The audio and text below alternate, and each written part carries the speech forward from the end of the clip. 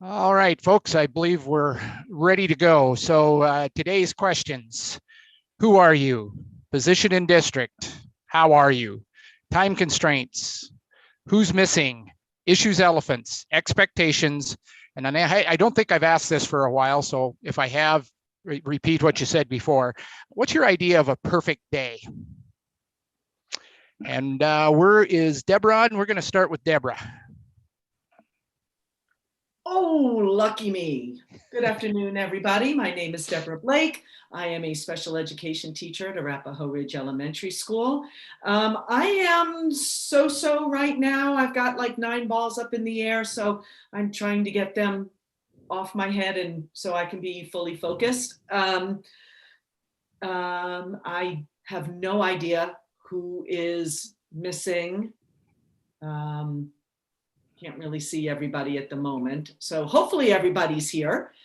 No issues or elephants, expectations to get some things checked off our list today and to get myself and my head back into this game. My idea of a perfect day.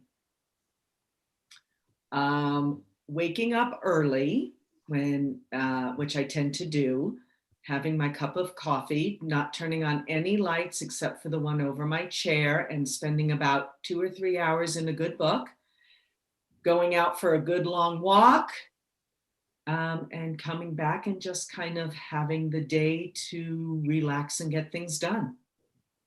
Thank you, Deborah. Obviously, that doesn't happen until the summer. I don't see Shelley on yet. Am I wrong? All right, so we're going to move to Heather Espinoza. Hi, Heather Espinoza. I teach second grade over at Woodglen. I am fine today. People who are missing, I have Heather, my corner Heather partner, and Shelley, but I didn't get through the rest of the folks, so sorry. No issues or elephants, no time constraints. Deborah, your perfect day is very elaborate. Mine just means no alarm clock. Oh. Hi, everyone. My name is Bo Fobert. I have the pleasure of serving the district as Executive Director of Curriculum Instruction. In all candor, I'm a little bit tired today, a little bit tender. Got some feedback today that I needed to hear, but wasn't easy to hear. And so that's lingering with me a little bit, but I'll get through it. No time constraints, no issues or elephants. Glad to be back with this group. Perfect day. I'll just tick off some things that would have to be present in that day.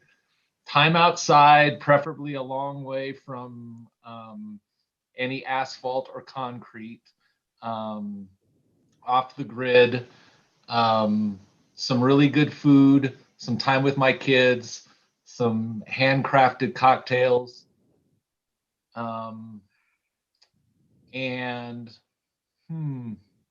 better leave it right there. Thanks, Bo. Chris. Hi, everybody. Chris Gadowski, superintendent and taxi driver. Glad to be with you here today. Doing well. I'm a little tired too. I think there's probably a number of us on the call who are feeling that way. We've had some board meetings the last couple of nights that have gone past some of our bedtimes. So a little bit tired, but looking forward to the weekend ahead. Given the taxi driver role that I play, I will have a time constraint tonight. After I run through the financial update with you all, I will probably take my daughter Michaela home and be driving for about 20 minutes, and then we'll be back on the rest of the meeting once I'm back home. What else? Expectations is that we'll tackle things in a thoughtful, collaborative way and reach good solutions together. Trying to think of what else is on that list. I don't have any issues, elephants, or anything of the sort. So I look forward to being back with you. I'm sorry I missed the last meeting. I look forward to being back in the saddle. On this perfect day piece, I'm just going to use it as an opportunity to answer on behalf or to share a little story, which I like to do.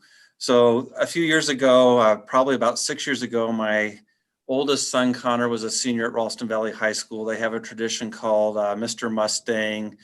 He was one of the 3 finalists or candidates for that. And there's a lot of little skits and things that you do with the audience to inform who gets selected. And so he was having a Q&A thing with a couple of the female students who were the host of the event. And they asked him a question about describe a perfect date. And he said something that I didn't realize at the time. I didn't realize, number one, this had been scripted out. And number two, I didn't realize that his answer was derived on either like Legally Blonde or Miss Congeniality or one of these things. So he says, I'd have to say April 25th. It's not too warm and it's not too cold and you can wear a light jacket. I was thinking, man, my kid is brilliant. How did he come up with that? Right in the moment, I was just so proud. And then my bubble was burst later on when I realized this was all a scripted thing and he was just kind of reciting a line from a movie. But it was still funny. And so when you said that, Dave, it's like, oh man, I feel like I'm back to Mr. Mustang again. So that'll be my answer tonight. Good to see you all. Thanks, Chris. Dorman. So I guess my one of my perfect days would be where my students, every single one of them surpasses all the learning objectives for the units. They're all 7s and 8s on the MYP rubrics. And just at that time, my principal of the building is giving the director for curriculum and instruction a tour of the building, and they happen to be in my room, and they just look at him and they say, you know, you never ever have to be evaluated again because obviously you are such a good teacher. Dorman got so excited about answering the question, he forgot the rest of the check-in. Well, you can see my name's Dorman. I'm obviously a teacher at Century Middle School. And I'm great. Everything's good. I have no issues or elephants. And that's because Sandy didn't do this cheat sheet. That's the problem. I'm going to pass the blame. Sounds good. Thanks, Dorman. Nancy. Good afternoon. I'm Nancy Leonard. I'm a retired principal from District 12. I'm feeling good. I don't have any time constraints, no issues or elephants. Looking forward to what we're going to work on today. And my idea of a perfect day, like Heather, no alarm, wake up to the sun, do a little exercise and go out for breakfast and have no meetings. Thank you, Nancy. Laura Leppi.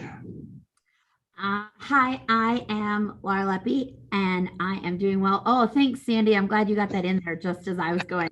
I was like, I don't remember what I'm supposed to talk about. I got so distracted by April 26th. I have no time constraints other than I'm in the building, so I might copy Godowski and drive home at some point. Maybe, we'll see. But I'm not a taxi driver. I'm not that cool yet. Baby steps. I have no issues with elephants. I have all the expectations. I don't even know what end is up today. I have no expectations other than we're gonna giggle a lot apparently today. We know who's missing. Oh, Michelle Durock. April 26th is what the girl who wins in Miss Congeniality answers when he asks, "Well, describe your perfect date," and that's what we're describing. April 25th. Sorry. Thanks, Alison. And then she gets called out for being like Rain Man. My perfect day also includes no alarm, but I would be sitting poolside, preferably near an ocean. And like Bo, I would also like some handcrafted adult sodas. And lots of perfect sunshine, maybe a light breeze, like in April. And also be told that I never have to be evaluated again because I'm the best teacher on the planet besides Dorman. I can be number 2. I'll take number 2 to that. Anything that's relaxing and fabulous and perfect and lovely and wonderful and not stressful, I will take as my perfect day. Thanks, Laura. And Sandy, thanks for doing that too, especially since you did it with one hand because your cat's in your lap, right? Dave Lockley. Evening, Dave Lockley, president of DTA. I am doing all right. It's it's a stressful time of year. We've had a couple of less than fun, reduction in force kind of conversations and that kind of stuff. And the first half of the meeting is only the beginning of the emotional journey for the educator, which means for me as well. They end up calling my office, and right before this, I just finished getting off with one of them, and that always makes me in a little bit of a somber mood. But I'll kick the funk here in a little bit. Otherwise, I'm doing well. Don't have any time constraints or issues or elephants. I believe everyone that we are expecting has now been able to join us today. And my expectations is that we get some of these projects that we've been kind of slowly working on, and it looked like we'd be super productive because all of a sudden we're going to have a whole bunch of stuff TA'd because we've made some good incremental progress and now they're all ready to go. And then my perfect day is probably less complex than a lot of other people's. It mostly just has to have trees, campfires, and wide open skies. That's about it. So anything includes that, it's going to be a great day. Thanks, Dave. Marty. Marty McCarthy, principal at Thornton Middle School. No issues or elephants. I do have a time constraint. I need to pop off at 5 o'clock for about 20 minutes. I'm really excited though. I'm gonna get to meet the Thornton Elementary PTO, so that's exciting. And then expectations are to continue to work. I would love to TA some things. I just feel like they'll give me a lift going into Friday. And then perfect day. I mean, really, like the thing that jumps to mind is that I don't have any commitments or time constraints, and I can just do whatever I want for as long as I want to do it. And mostly that would involve being outside, I'm sure, but like being outside and not having to be home by 6 o'clock, or being outside and not having to be home by, say, Thursday, like all of those things. So that would be a perfect day. Being outside, no time constraints, and ending with a fire and a craft cocktail, preferably made by Bo. So Thanks, Marty. Laura Mitchell. I like where Marty took that. So I'm Laura Mitchell. I'm fine today. Let's see. Heather Gracious is missing, and no issues or elephants. No time constraints. And what my perfect day? There has to be sun no matter what season, but it gets better when there's sand and waves and maybe a sailboat. And I used to refer to, my girlfriends and I used to refer to ourselves as the deck ornaments on our sailboat. And we had a first mate and a captain and a cook, and that all just sounds lovely. And if Bo were the bartender, I think that would be just, a bonus. Thanks, Laura. Kathy. Hi, everyone. Kathy Plummer on the school board. I'm pretty good. No time constraints, no issues or elephants. Expectations, as always, we get great stuff done. Heather's missing. Gosh, I've gone like this far into the group and I'm like, what do I say? Because there's so many thoughts that go into my mind. I would just say, I actually like getting up early, but I don't want to have to get up early.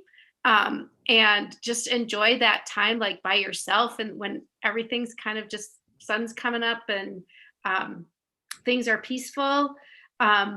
I miss people after this time of COVID. So now it involves like somebody that's not who I've been cooped up in my house with for the last year. So that's a good thing. And then I love to travel. So any type of adventure would help make my perfect day. Thanks, Kathy. Kristen. Hi, everyone. I'm Kristen Powers, principal at Riverdale. I am doing very well today. I do not have any time constraints and no issues or elephants. Expectations would be that we do the great work that we typically do and check some things off our list. And we know that Heather Gracious is missing. And my perfect day would be last summer in the middle of COVID, we bought a very used boat. It was built in 1989 and took the family out on the lake as often as possible. And that was like the best time ever. And that would be my perfect day. Thanks, Kristen. Ian. So I'm Ian Savlich, teach language arts and language development at North Glen Middle School. I'm doing well. I think like many others, feeling a little bit tired. That collective fatigue is getting there. No time constraints, no issues, no elephants. Expectations, I would love to wrap up a couple things up that have been on the table for a few weeks, and then get into some heavy lifting here. Sounds like Heather's missing. Perfect day. I would rather go with kind of a checklist and balance, I think, self-directed, somewhere between, intellectually and physically, indoor, outdoor, a balanced day. Good. Thanks, Ian. Matt. Hello, everybody. My name is Matt Schmidt. I'm the principal at Pathways Future Center School. I am doing okay today, and I don't have issues, time constraints, all of that stuff. Good. I share the expectations. It'd be nice to tie a bow on some of the items we've been kind of tinkering with over the last couple of months. That would feel really, really good in this world of IBS. Perfect day. Yeah, there's some good components there. I like the idea of no commitments, period. Like no commitments. I always find it amusing that we use the idea of time constraints in this. I'm like, well, I've got some constraints that I prefer to have, but so no commitment sounds good. Good start off to the day, walking the dog before everybody else is out. Coffee, of course, outside, preferably by the ocean in Hawaii would be my first choice, but second choice would be the mountains here. And definitely in the afternoon, love to see some live music. And we'll start with the craft cocktails and move on to craft beer after that. So yes, very important. Some end the night with some good food with my wife. Thanks, Matt. Mila. Hey, good afternoon. I'm Mila Shepard, Chief of Human Resources, doing well this afternoon. And no issues or elephants. Having co-authored this agenda, it's ambitious, but we're going to get it done because we've been working on some of these things for a while. So TAs aplenty tonight. And my perfect day, I think it's the next vacation I'm planning, which has something to do with a boat in a canal in coastal France, getting on and off to walk through wineries or ride bikes, little French cafes for coffee, lots of wine, lots of amazing food, float to the next town, something like that. Thanks, Mila. Sandy. Hi, Sandy Sorensen, teacher at North Glen High School. I'm pretty good, a little sleepy, but it's grades panic season, so I have to be awake anyway to deal with students blaming me for all their aches and pains. I don't have any time constraints. I don't have any issues or elephants. Expectations, like we get through the agenda like always.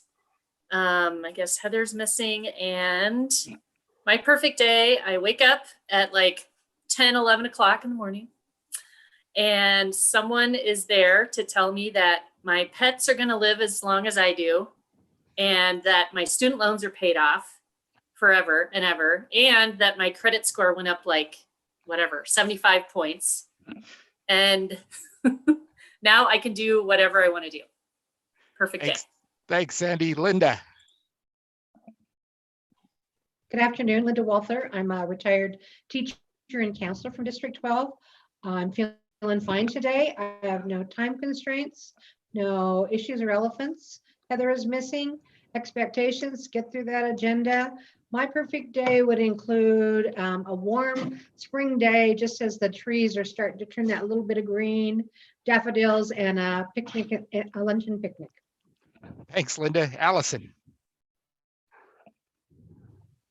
Hi, I'm Allison Alter. I'm a social studies teacher at Horizon High School. Now I forgot all of the questions. How am I? I am hoping the caffeine kicks in soon. That's how I am right now. I had to get the coffee on the way home from work. Just been a day. No time constraints other than I have to go to bed at like 9 o'clock because I'm exhausted. So no issues or elephants, expectations. 9 o'clock bedtime, that's what I expect. And we know who's missing. My perfect day would be like the second or third day of any vacation. Like the first day is like you're always getting there and it's kind of like, bleh, but the second, third day are usually like the most magical. So it doesn't really matter where I am, but I'm on vacation and I've already gotten there and I don't have to travel anywhere. Thanks, Allison. Teresa. Hello, everyone. Had lots of time to think. Everybody's ideas I just wanted to jot down. But I'm Teresa Barajas, assistant principal at North Glen Middle School. Go North Glen, Marty. And I think Heather's the only one missing. Issues, I do have an issue. They're working on my alarm system at the house right now. And so if anything, you hear drills or anything like that, just be aware. No elephants, no time constraints, expectations that we really get things done. Mila kind of scared me when she said we have a big agenda, but hopefully we're TAing stuff. Perfect day. I wanted to steal Mila's idea as well with the winery, but I have to say getting up early, going for a long run, the weather's beautiful, the sun's shining, and then I can have brunch outdoors with friends with sun and music. Thank you, Teresa. Shelley.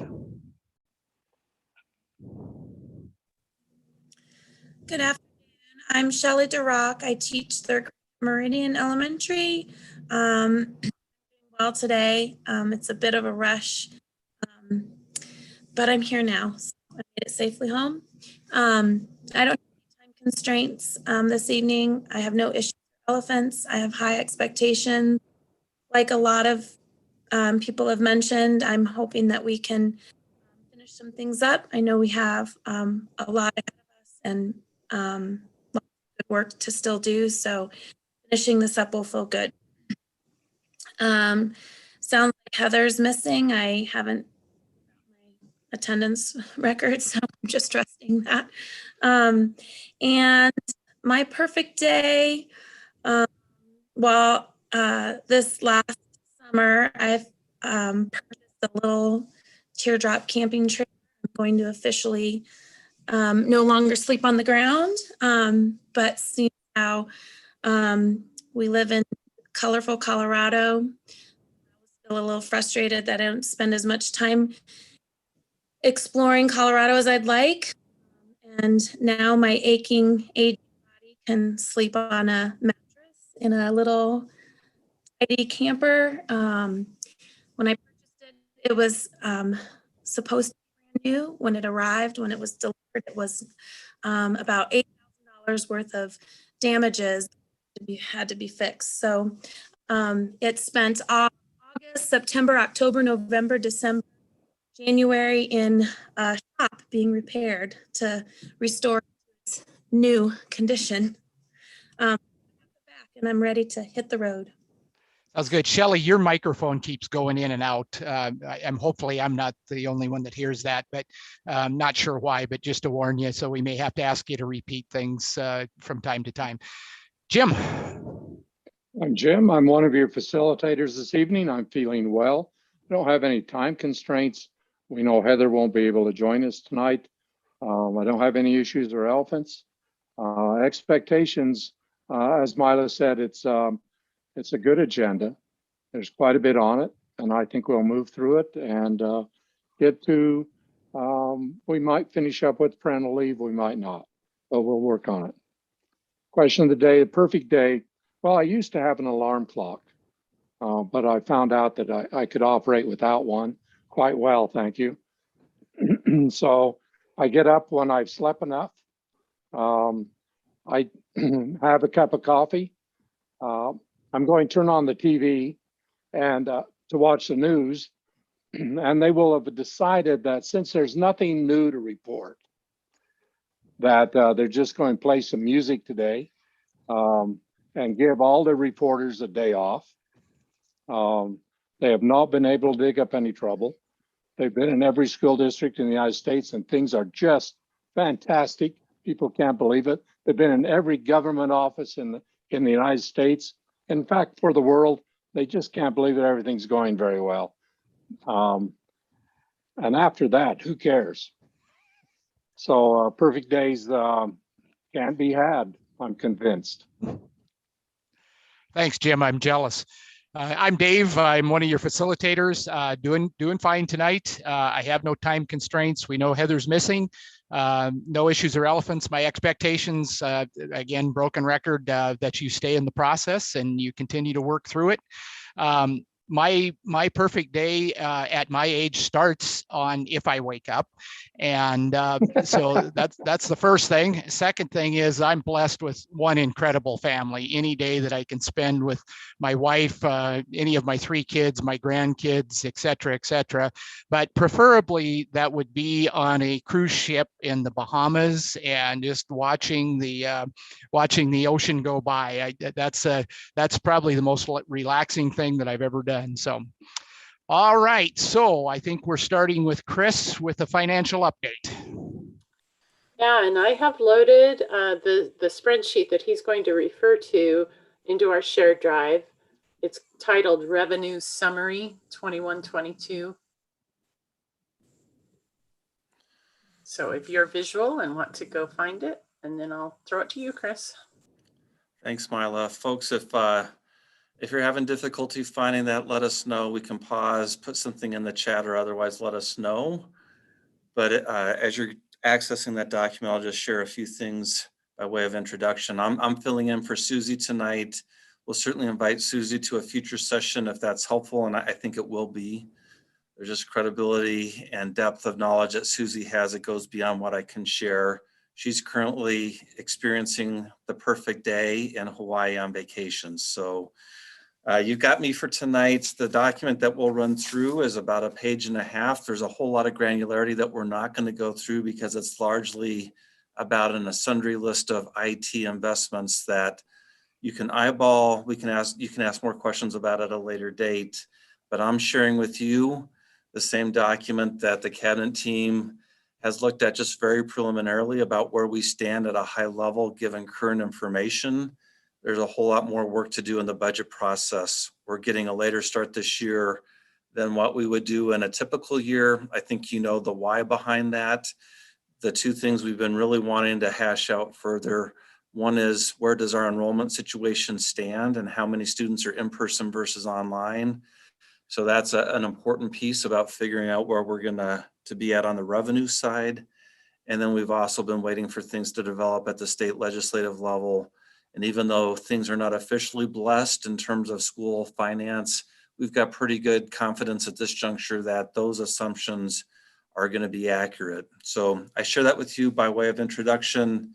Everybody feeling like you've got access to the document who wants to see it? I'm not hearing anybody who's in a panic. So let's jump in. So at the beginning of the document, caption fiscal year 21-22 budget assumptions, Susie sets out some student count changes. You'll see that we're in a deficit position next year as against the assumptions that were made a year ago.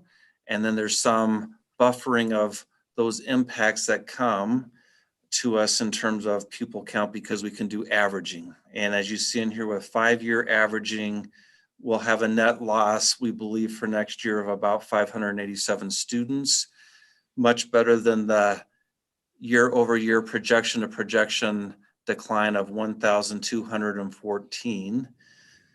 So we're in that spot. One of the pieces we're trying to figure out right now is what level of student growth or decline will we have between now and October. Last year was the first time over the last 3 to 4 years that we've seen a decline from April 1st to October 1st. And that should not come as a surprise to any of us, given that COVID hit during that interval and changed the decisions of a lot of families about how they wanted their child to be served. In a more typical year, we see growth from April 1st into October that's usually in the 2.5% to 4% range. And so we've made some upward adjustments about a week ago in terms of projection. We added 200 students in compared to where we were estimating before. And as we go through the SBB process, what I heard today is that our high school principals in particular are predicting greater enrollment given their interactions with students and families than what Matt Schaefer has used in his assumption modeling. So we may have some improvement in a subsequent update for you all as we get later in this month or into May, and we could see some improvement in terms of this 587 reduction. But that's our current estimate as of April 15th when Susie prepared this last update.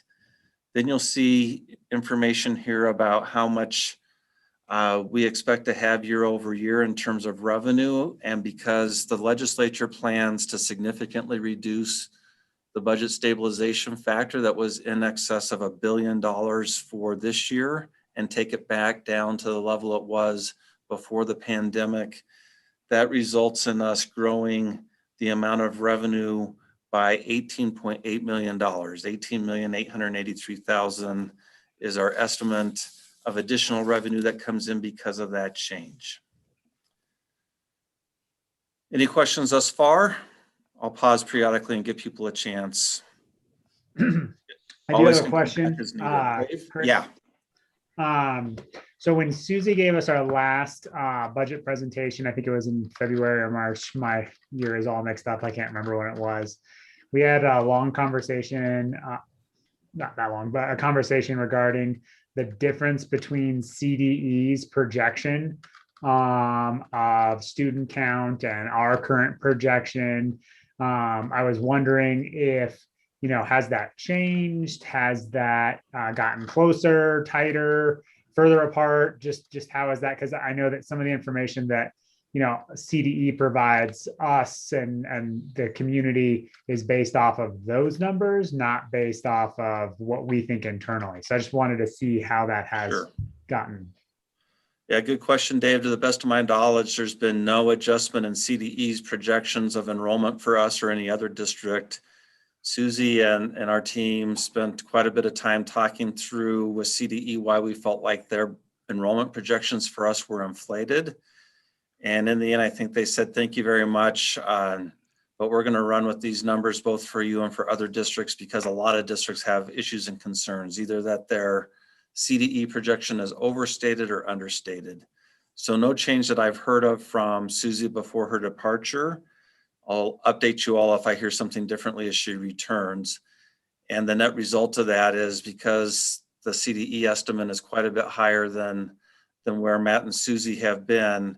If you go out and look at a projected revenue run that's likely presented to the legislature, they will be forecasting quite a bit more revenue for Adams 12 next year than what Susie's showing. And we're not in a spot of trying to be unduly conservative or do anything other than be tuned into what we think the reality is going to be. So I appreciate that question, Dave. I'll let you know if there's any change in that space. And I think it just as we get closer, knowing the difference between those numbers might just for clarity's sake for everybody, because I want to make sure that we're all on the same page about what money we do have access to or what's secure and what's not secure in the bank, as it were. Sure.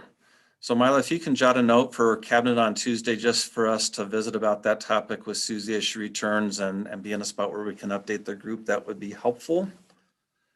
So in terms of ongoing expenditures, the next caption on here, our modeling practice has been for many years now to include STEP costs and STEP equivalent compensation for administrators in our projections.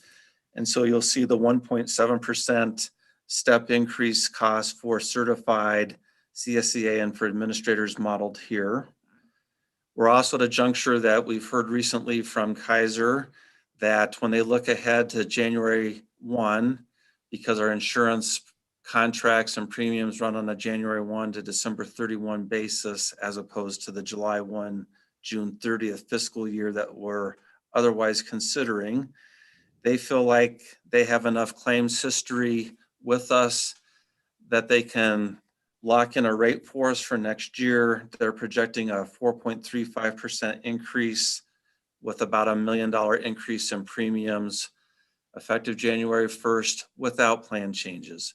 I believe there's a smaller percentage increase in roughly the 3.5% range if we make some plan changes. And I believe a next step in that regard is for Mila and the Insurance Advisory Committee to talk about the pros and cons of those plan changes from an employee perspective. Mila, if that's accurate, if you can confirm, and if there's anything else you want to add on that piece.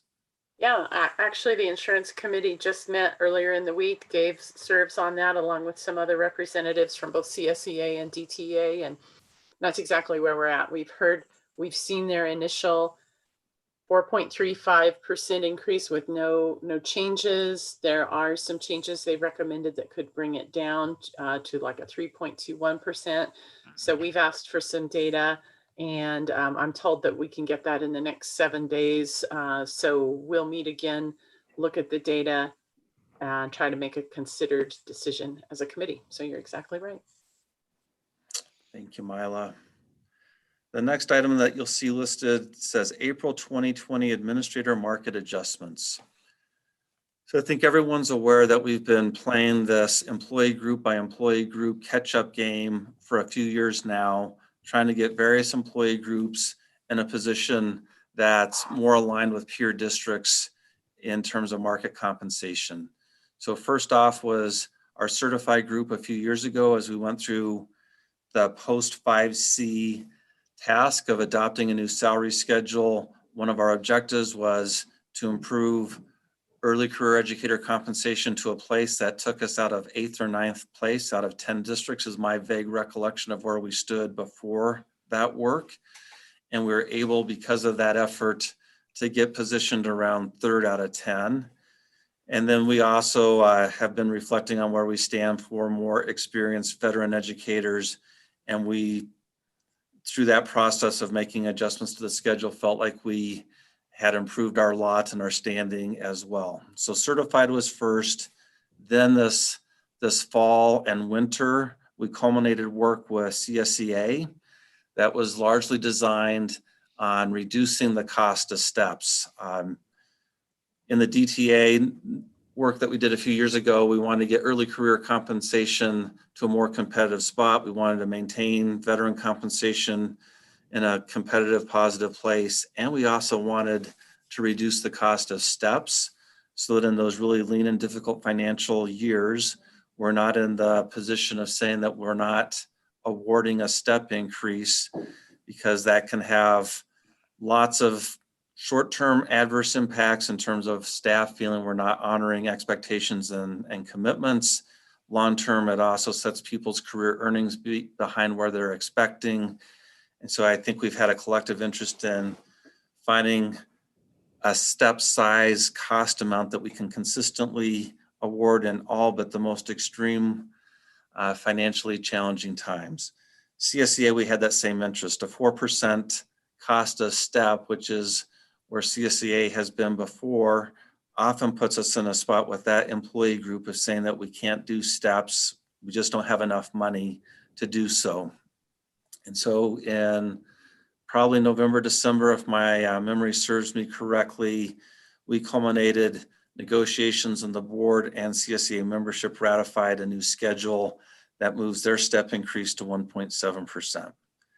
And then we knew that we had, as the final part of that process, to look at administrator compensation. What we've known for well over a year is that 60% of our administrative positions, as we do competitive peer market analysis, were well below our peers, that 60% of our positions were more than 5% below the market rate in other districts here in the Front Range with whom we compare ourselves, the Auroras, the Jeffcos, the St. Vrains in our region. And so we shared some fairly extensive information with the Board of Education a couple of months ago about how many of our positions were lagging. We showed how significantly some of our compensation was behind other districts, and one that just sticks in mind was at the principal level, really across elementary, middle, and high school. Aurora was a comparison I think that Mila shared, and our administrators were tens of thousands of dollars a year below the compensation that principals in the APS were receiving. And so the board felt that now that we had addressed certified compensation and classified and positioned ourselves in a more competitive space, it was time to make adjustments for administrators. There's been a new administrative salary schedule and system that's been adopted through a collaborative process with some of our administrators that Mila led. And one of the net results, just as we had to move people from an old schedule to a new schedule, was certified and then classified, there's movement to be done from our old system to the new. And at the time that we're making those movements, we're also trying to place people in spots that acknowledge that so many of these positions have been more than 5% below the market. The net cost of that, as we get into next year and we have the full year implementation of those new salaries, comes to about the $1.5 million range that you see listed here. One of the benefits of this new schedule that we would foresee is that in future years, we'll have many fewer market adjustments that we're making. So I believe most of you know, but it may have been a while, so I'll share this again. And then after I'm done with this piece, I'll look to Mila and then Kathy and Laura to see if they want to add anything to what I've shared. Market adjustments is something that's been a long-standing practice in Adams 12. And it applies to both classified staff and to administrative staff. And what it entails is we look to a third-party consultant who looks at each job description that we have. And some job descriptions, they're looking at where we stand in our compensation every year against our peer districts. So they might look at custodian, they could look at paraprofessional, office manager, secretary, health aide. On the administrative end, looking at principal positions and others that we have lots of incumbents or a lot of people who serve in that role, tend to be annual comparisons. And then there are some other positions where you might have one or two people in that job class where they look at it every 2 or 3 years. What we've done in the past is because we haven't moved our range, we haven't adjusted our salary ranges based on inflation or cost of living increases for probably 15 plus years, is my recollection of the information Mila has presented. What we would have are more and more veteran staff members who would get to a spot where they were at an end of a compensation range or falling way behind peer districts and getting more than 5% below the market. And when that would happen, for many years dating back to the onset of policy governance, the superintendent working with HR and this third-party consultant, OHM Consulting, would adjust people into a higher pay range so that that individual, if you're a middle school principal who's paid 10% less than your peers in St. Brandon, Aurora, we'd move you to another range, typically increase your compensation by $2,500 to $5,000 a year, and then get you back in the market until like 3 or 4 years later when you'd again be lagging quite a bit, and we'd have to do that again. And we'd have money set aside in our budget around $470,000 a year to make those kinds of adjustments for classified positions that had become underwater against the market and for administrative positions. One of many benefits that we see in this new administrative schedule is that moving forward, we don't foresee the need for market adjustments and putting people into a new pay range to keep them competitive with peers for at least the next 3 to 4 years with very limited exceptions. So that's a big plus, save us some money in future years that we're usually allocating to catch some people up. So that's a whole lot of explanation about that line item. I also know that there tends to be a lot of sensitivity in the system around administrator compensation, so I wanted to give you as much detail and background as I could. I'll look to Dave's question and then I'll invite others to correct anything that I've said here, both Mila, Kathy, and Laura. If you have things you'd like to share out, feel free. Mr. Lockley. Yep, Dave. So if you're going to touch on this later, you can punt on the question till when it's more appropriate. I see as we're looking at the ongoing expenses and option sheets, additional money on top of the market adjustments in the administrative salary categories, a 1.7 and a 1%. Would this be, are those explanation dollars to the total cost of the market adjustments for administrators, or is that on top of that?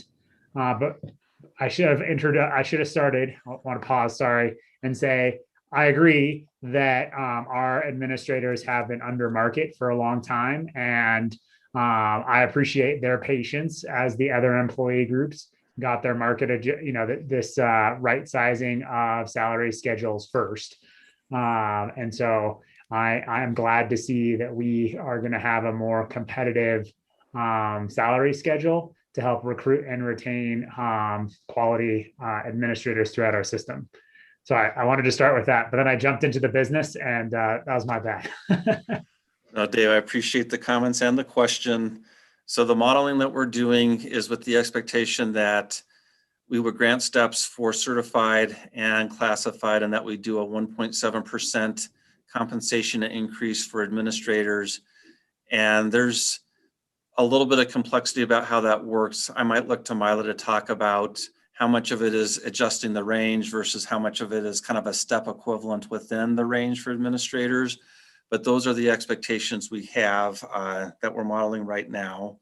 On the right-hand side of it, you'll see that caption that says other options in bold, and we have those 1% amounts modeled there.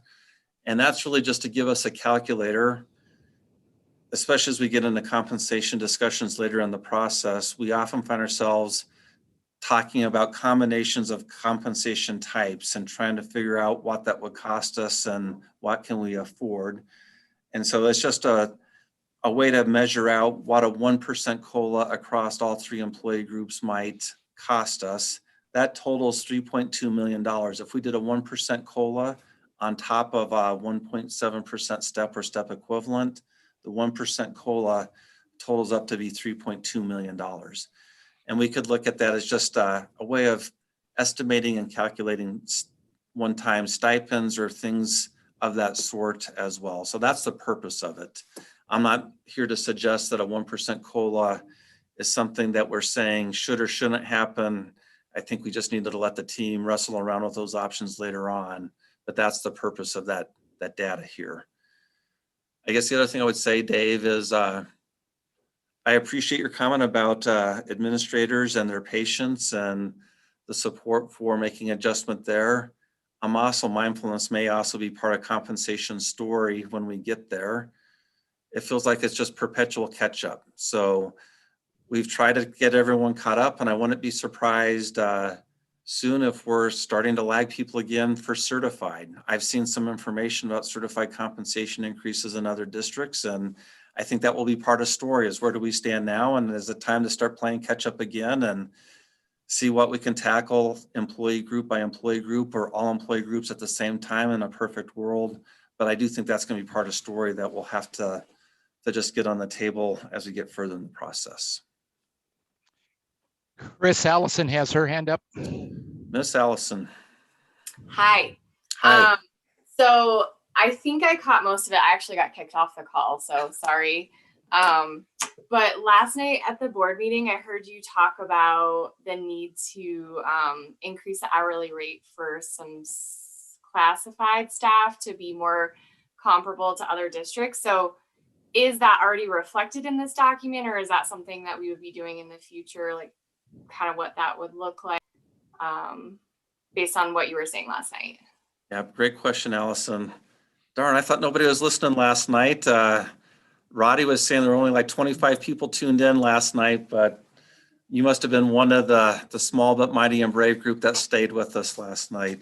So what Allison's referring to is I do have quite a bit of concern about how our classified staff, especially at the entry levels of that employee continuum, are compensated. Just given the dramatically increasing costs for housing and other basic needs within the Metro Denver area, the wages that I see many of our private sector employers in our region paying their staff. The state and federal discussions around increasing minimum wage to a higher level of about $15 an hour, and what's been shared with me about compensation in a couple of adjacent districts, Mapleton and Westminster Public Schools. I believe their entry-level compensation on an hourly basis for positions like paraprofessional are at the $18 and $19 per hour range. I believe for a whole host of reasons, including just doing right by our staff and allowing them to have a better quality of life within our community, that we're going to have to invest more heavily in compensating our classified staff, especially at the entry-level positions, than we might for other employees in our system moving forward. This is just my belief at this point. I don't know that our Board of Education shares it. I don't know how CSEA would respond. I think we all face challenges if it's a subset of the broader bargaining group that gets more compensation than some others. So there's a whole lot of ifs and possibilities about how that will go. The other tremendous challenge that we're aware of is that we don't do negotiations with classified until October, November, and yet we've adopted in June the budget for the next year. At this juncture, Allison, there's not any money set aside for an increase for some classified staff that would exceed the 1.7% step piece.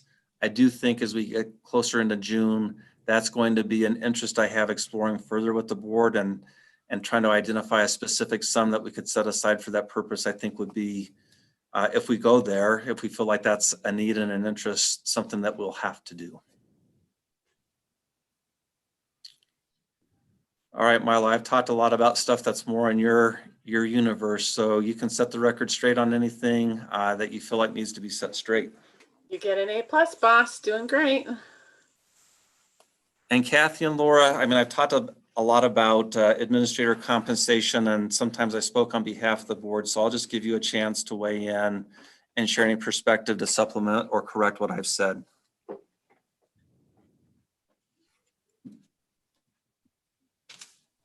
I guess it's just in line with our philosophy about making sure that our employees, we want the best employees to be in Adams 12, and that we know that we need to be competitive salary wise in all types of groups. So this was that correction that we just needed to do. So really nothing new, but just confirming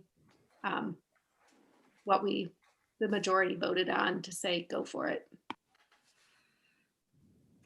And I just add, I wasn't on IBS, but I know there was a tremendous amount of work done that went into the start of this process, which was to right size and do a lot of adjustments on the DTEA salary scale. And then we took that to CSEA. And so I think this is just the third cog in the process, and that's to get everybody in the same place and then try to keep us as much in alignment. And I think every person in our system is valuable and important to serving our kids. And the more we can do to retain and keep those quality people on our staff, that's probably the most important thing we do in our system, is to just have our kids surrounded by high quality people. So I think it's really important work, and I hope everybody feels that it's in the right place.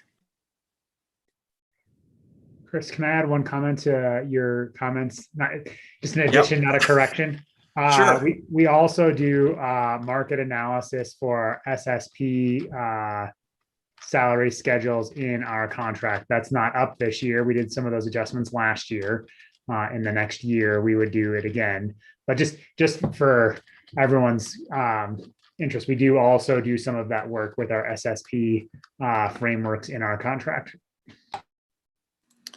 Thank you, Dave. Thank you all for your questions and comments on this piece. The next item you'll see listed in this category is an Executive Director of Diversity, Equity, and Inclusion, which would be a new position in the system. There's been some angst as I have talked about this both with senior leadership and with the Board of Education. I think there's sensitivity appropriately so each time we talk about adding something to the ESC and to the senior levels of leadership in the system. And yet I feel like this is a place that if it costs some political capital for me, I'm happy to invest and take a big deposit out if need be. My belief is that the work around diversity, equity, and inclusion is the most compelling and important work in public education right now, not only in Adams 12, but in our state and our country, and will be for the foreseeable future. You hear about it everywhere. And I believe there are many constituents we serve and many who work within the system who see opportunities for us to do better, to serve students, families, and our community more effectively. And that race, which has been the lens that we've talked most about focusing on in the near term, and equity is often a factor that sets some people down a pathway in terms of how they're treated, the opportunities are provided, and the results and outcomes that they receive in our system that's not as robust as individuals who are white or from more affluent financial circumstances. So I believe this is the most important work in public education right now. I also believe that I've worked with a lot of very talented people in the system as colleagues on my senior leadership team, one of whom now is the superintendent in Jeffco and has been very invested in trying to help us move forward with equity work the last couple of years. And notwithstanding the care and concern and advocacy for doing this work, we haven't had consistency and enough traction in moving things forward as a system over the last few years, because there's just a crisis that constantly takes lots of us out of the work we hope to do around equity so that we can support our system and our community after having 5 suicides within 40 days, or that we can adjust to the COVID pandemic, or so that we can come about expanding our CTE programming and providing that support, or providing a summer enrichment program post-COVID. There's just always something fairly big that happens that takes folks away from the work. And so I believe if we're really going to tackle the most important issue in public education, do it consistently, do it well, that we need to have somebody full-time invested in carrying that work forward as its champion, that we need to have that lens in our cabinet meetings, and that we need to have that person available as a consultant and a thought partner and a person who helps us move forward across lots of domains, whether it's student discipline and dealing with disproportionality and disciplinary consequences, whether it's on our hiring practices and growing diversity and our teaching, administrative, and classified staff, whether it's our curriculum and looking at ways for us to diversify our curriculum and broaden it to make it more responsive to the needs of our community. I feel like we need a constant presence to help us do that. And I believe it's got to be at a level that's fairly high up on the administrative org chart to have enough position authority to make some decisions and to have people's attention and respect and to move things along. I'll just also conclude before responding to a question I think I see there from Jim. I also feel like this is more of a bottom-up interest in terms of adding to the central office than many things tend to be. I've spent quite a bit of time with the DTA exec team, with parents, with administrators, with our Leaders of Color Network, a whole lot of different stakeholder groups. And what I've heard is strong interest in having this kind of leadership in our system and this kind of commitment to improving and to get into action stage. So my read is that this is something, even though adding to the ESC is often usually bottom of the barrel, this is one that I think there's more support for in the system than many other things. That's my perception. Mr. Loam.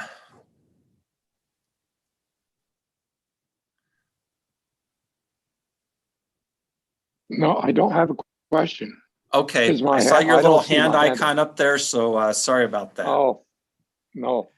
Mr. Sorry. Fobert. Yeah, Bo does. Yep. Yeah, I just want to chime in after that, Chris, and just say I've been kind of front and center in my seat in the curriculum work, alongside a lot of content coordinators, a lot of directors, and a lot of our teachers, many of our principals. And the urgency of this work and the desire to do this work has just continued to accelerate over the last several years. And so I bring that view.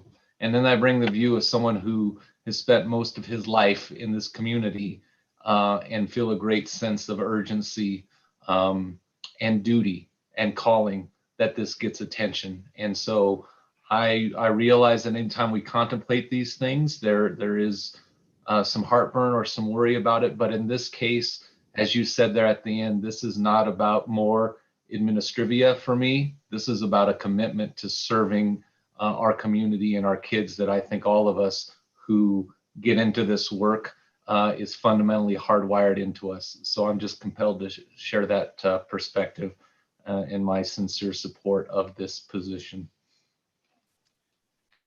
Thanks, Carissa has Bill. her hand up too, Chris. Okay. Chris, I just think this is a great move for the district, and I fully support it. I know you and I have had lots of conversations in the past, and I know you listen, great listener, and trying to find the best support to do what you can for District 12. But this is really something that I think you've heard across the board from a lot of people. And I'm just thankful that this position will be available and that we're moving forward with the equity work. And as a Latina myself, I'm super supportive of this, and just working in a school with a large population of Latino students, and just looking forward to what this work brings for our students, for our community, for our staff. So thank you. I really appreciate all the hard work to put this together. Thank you, Teresa. So a few comments. One is I realize I'm already over time for this presentation, so I will never be delegated the task again, I'm sure, of filling in for Susie on the financial update. She would be done and we'd be onto the agenda. I also feel like getting some of this out on the table is important for the team to work well. And I also feel like we won't have to rehash the same ground. Future financial updates will be much more efficient. If you're looking at the IT unplanned items list down below, by the way, we are not going to go through those item for item, and you'll probably be saying, thank God, because we'd be here till 10. So I promise the pace will not be this slow for the entire document. Next up, we have Deputy Superintendent. The origins of that position followed the passage of our 2016 bond and reflected my interest in having a more coordinated delivery model where we listened a lot more to voices of building leaders, teachers, others in bond delivery. We did a lot more coordination between departments as opposed to simply sending the money over to our facilities team and letting them just march forward. We felt like we needed a lot more coordination between departments to do it well. I feel like we've accomplished that. We're also at a spot now that so much of that bond program is delivered through 2016. I believe there's a good chance we'll be going to our voters next November in 2022 to see if they'll authorize us to have some additional money to deal with other needs. But in the meantime, having a deputy superintendent who can continue the cross-departmental work on big projects that come. Tracy not only helped us with the bond work, but she would tackle things like this equity initiative, the bell times change process that we did in terms of when we would start school. There's just a really long list of things where having someone who can referee conflicts between departments and between stakeholder groups and work in a detailed way to develop a plan and implement the plan is important. And as I've talked to a variety of stakeholder representatives since it was announced that Tracy was going to Jeffco, I've heard consistent support for maintaining the deputy sup position.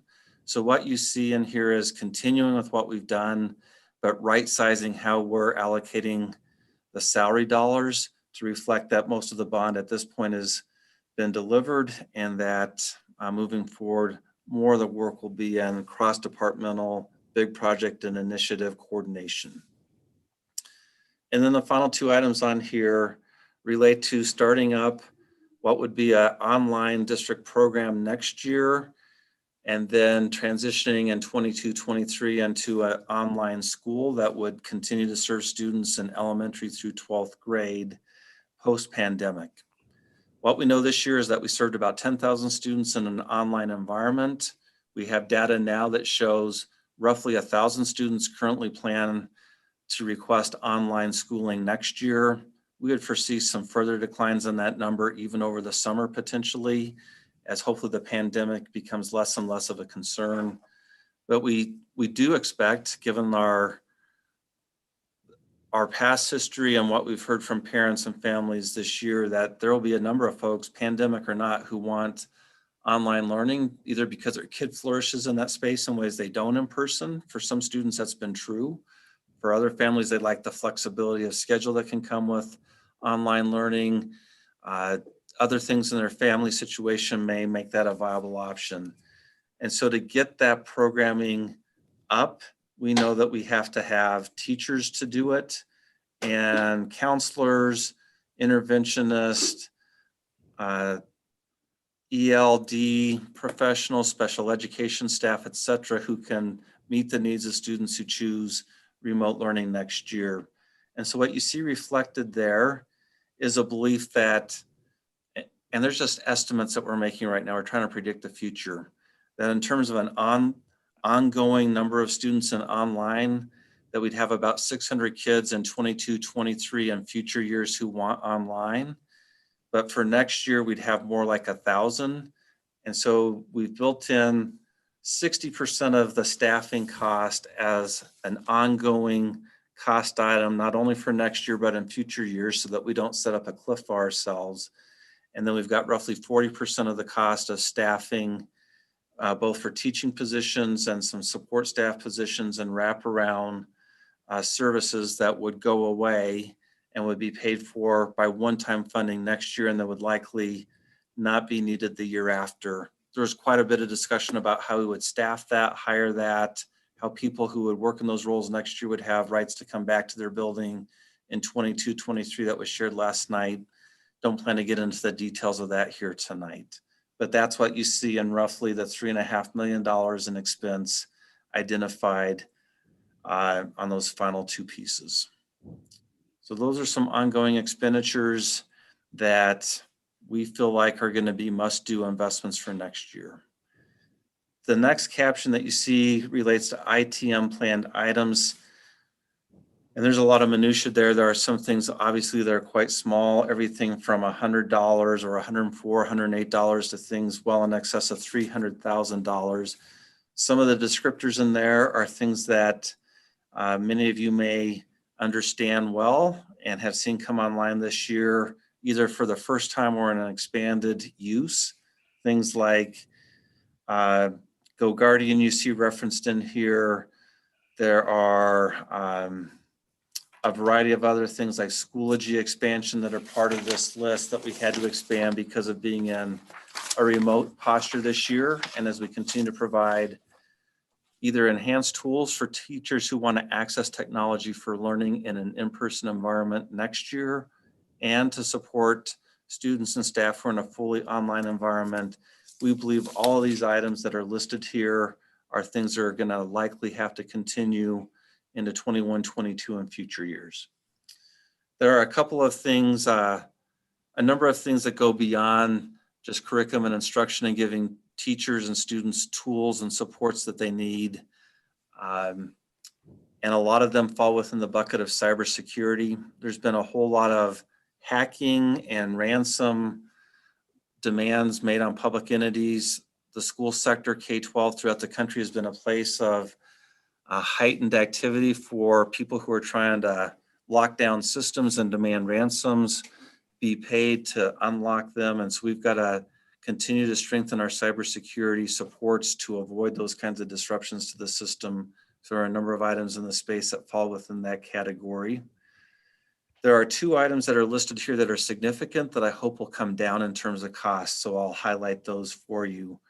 Probably sixth or seventh from the bottom of that long IT category, you'll see a reference to T-Mobile family connectivity hotspots and a projected cost of $327,000. I believe there's a good chance that the hotspot demand in our community will decrease next year, either because fewer students are in a remote posture and they have enough connectivity supports at home for the occasions where they have to use the device to do homework or other things to support in-person learning.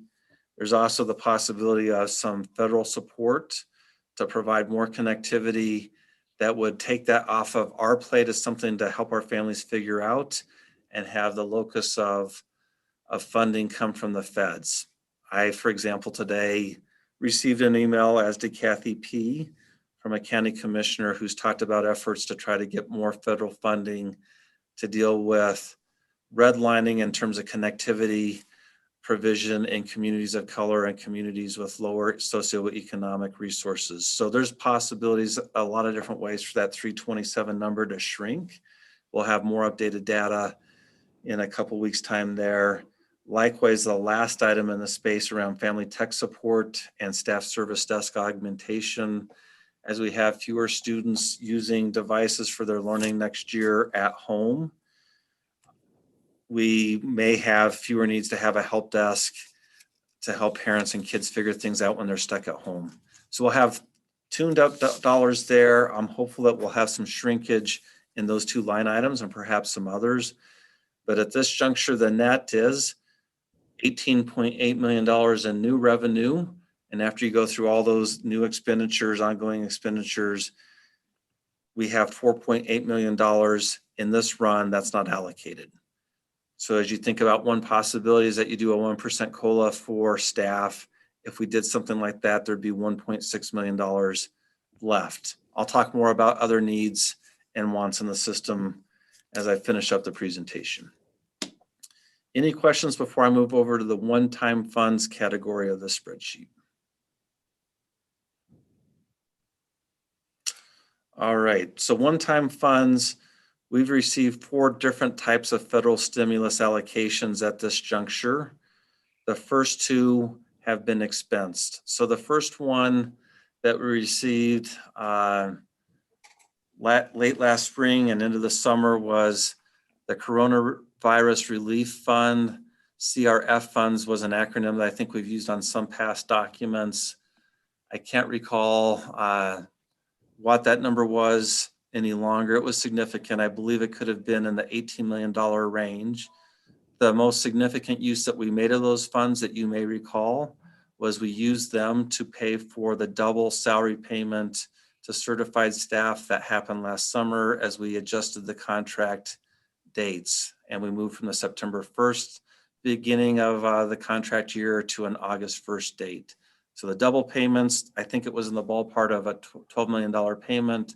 The CRF funds paid a substantial portion of that, and the rest of those funds went for things like PPE, internet connectivity, devices, etc.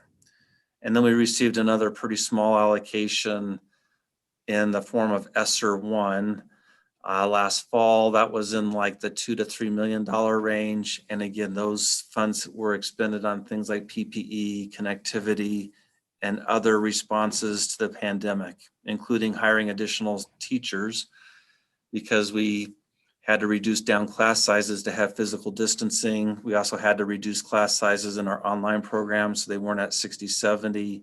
And so we spent some more money to hire teachers, and those federal funds were helpful in that regard. At this juncture, you see listed ESSER 2, which was another form of federal stimulus that followed, and then ESSER 3, which was ESSER 2 was the set of funds that was adopted, I believe, in late December before the change in administrations, and then ESSER 3 is the funding more recently approved by Congress since President Biden took office. And you'll see there are significant sums there that remain unspent and unencumbered. We'll talk more about that.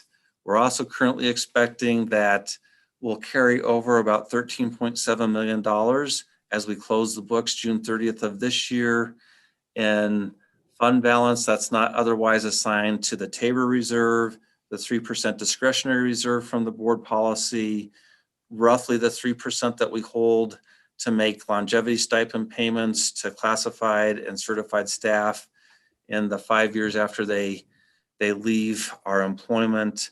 So this is $13.7 million on top of that, and on top of some money in 5C that's been encumbered for various kinds of purposes. As you know, 5C talked about a lot of specific uses of those $27 million in funds. And so to use those dollars for some purpose other than what they were specified for, we haven't factored that in here. So there's fairly significant fund balance right now that we expect to have as we close the books this year. On the one-time expenditure side, let me start with first off, additional SBB cost. You'll see $10.1 million there. SBB stands for student-based budgeting. And why we see a significant increase or depletion of funds for that purpose is that our models for class size have departed from our traditional formulas and allocations given a variety of factors. One of the factors that's most acute at the elementary level is that we don't expect our students who are in elementary school to have the opportunity to be vaccinated before next school year starts. They may not have that opportunity at any point next year.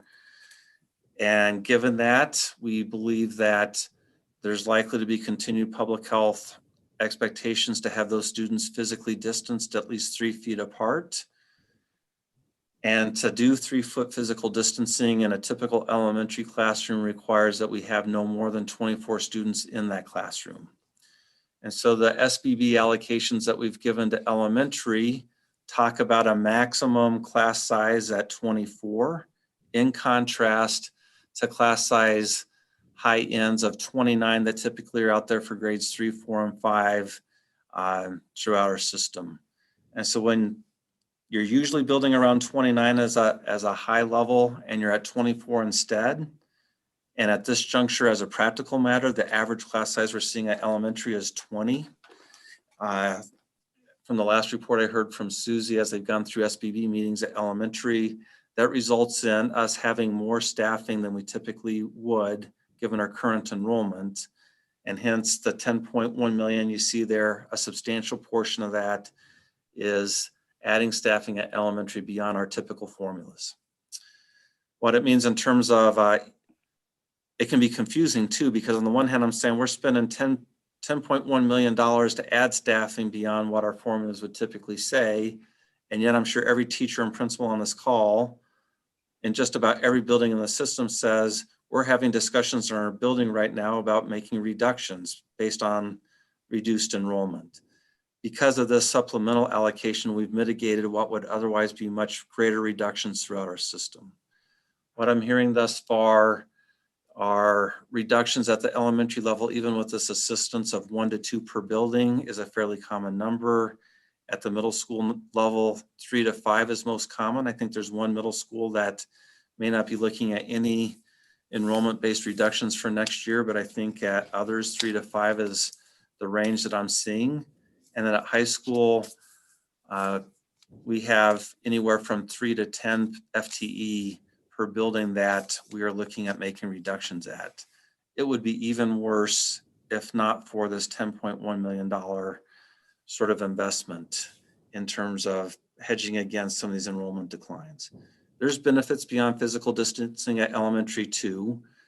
There's the benefit of having smaller class sizes that allow us to more effectively differentiate instruction as kids come back from the COVID year. We know there's a lot of students, especially students who are members of communities of color and communities that are lower resourced, that from map data and otherwise have some significant learning loss and will be able to better meet their needs and shore up some gains if teachers have fewer students and are able to more effectively differentiate. So there's quite a few benefits that come with that.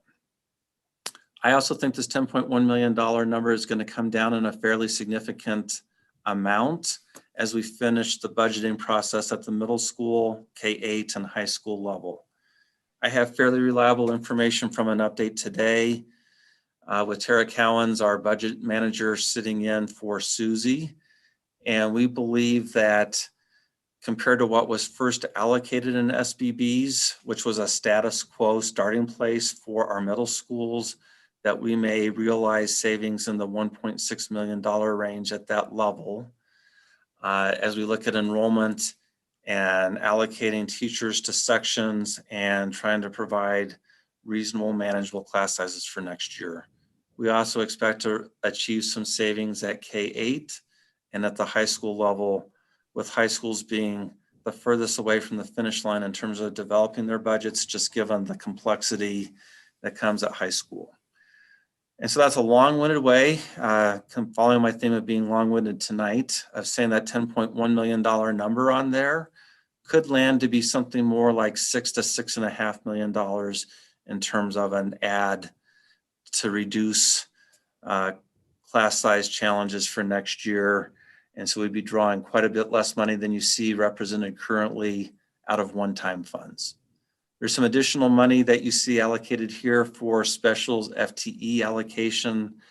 And what that reflects is that we have more and more elementary schools, in part because of declining birth rates and smaller numbers of students who just want to go to school, need to go to school, who live or exist, and then fewer students on top of that who are enrolled in public schools right now because of COVID. When you combine those things, we have more very small schools that don't need the same 1.0 staffing allocation for specials that they needed before. At the same time, we want to be mindful about not having people with responsibilities between multiple buildings in ways that don't really work well. Doesn't work very well to have lots of staff who are only 0.5 FTEs as their total work allocation. And so the allocation you see here helps us serve smaller schools and have staff in positions that have us able to keep people with us and not wanting to exit our system because we can only offer a 0.5 position. Dave and Mila know more about that. If I've misstated that or you want to add there, feel free to jump in. Dave, Mila, are you good with that? You know, you stated it really well. One thing I would just add is I know that the specials allocation formula is one of the MOUs that we did not dig into this year because of the craziness of COVID. One of the things the committee will be looking at is what the correct cut points for a 0.5 allocation would be, and or to make recommendations to no longer have a 0.5 or something in this space, because this is the second or third year in a row when we've had schools end up landing in a 0.5 space that we've decided that it's in the best interest of the schools and the students to not have that allocation. So we just need to right size that language with our specials committee and then bring a recommendation to this body next year. But we don't have anyone running those schedules. And so it's been a difficult proposition to actually come up with. But that's work that we're going to do next year.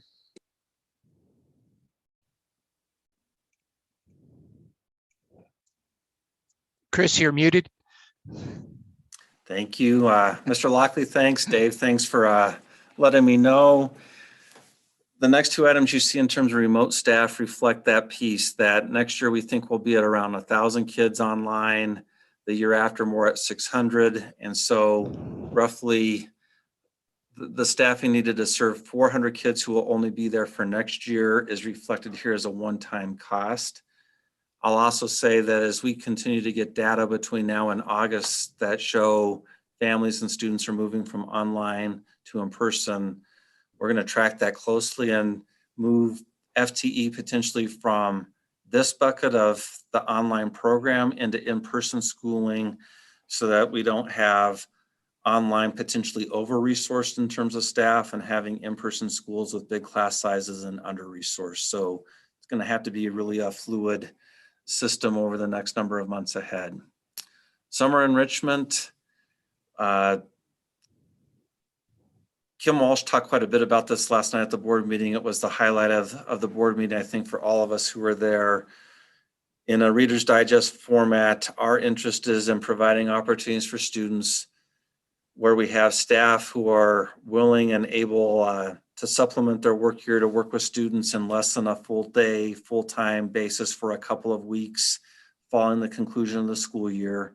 Classified staff 2, in giving them a light touch around academics, given that we know some students have ground to make up, but a whole lot of touch in terms of connecting with one another, working on social emotional skills that may need some further nurturing and development, and just letting them do some fun play and experiential exploration opportunities. And so the $2.7 million you see reflected there would be to compensate staff to do things like take kids to a half-hour math or literacy lesson over by Waterworld under the pavilion, and then spend an hour and a half swimming around in the pool for free for a week's time.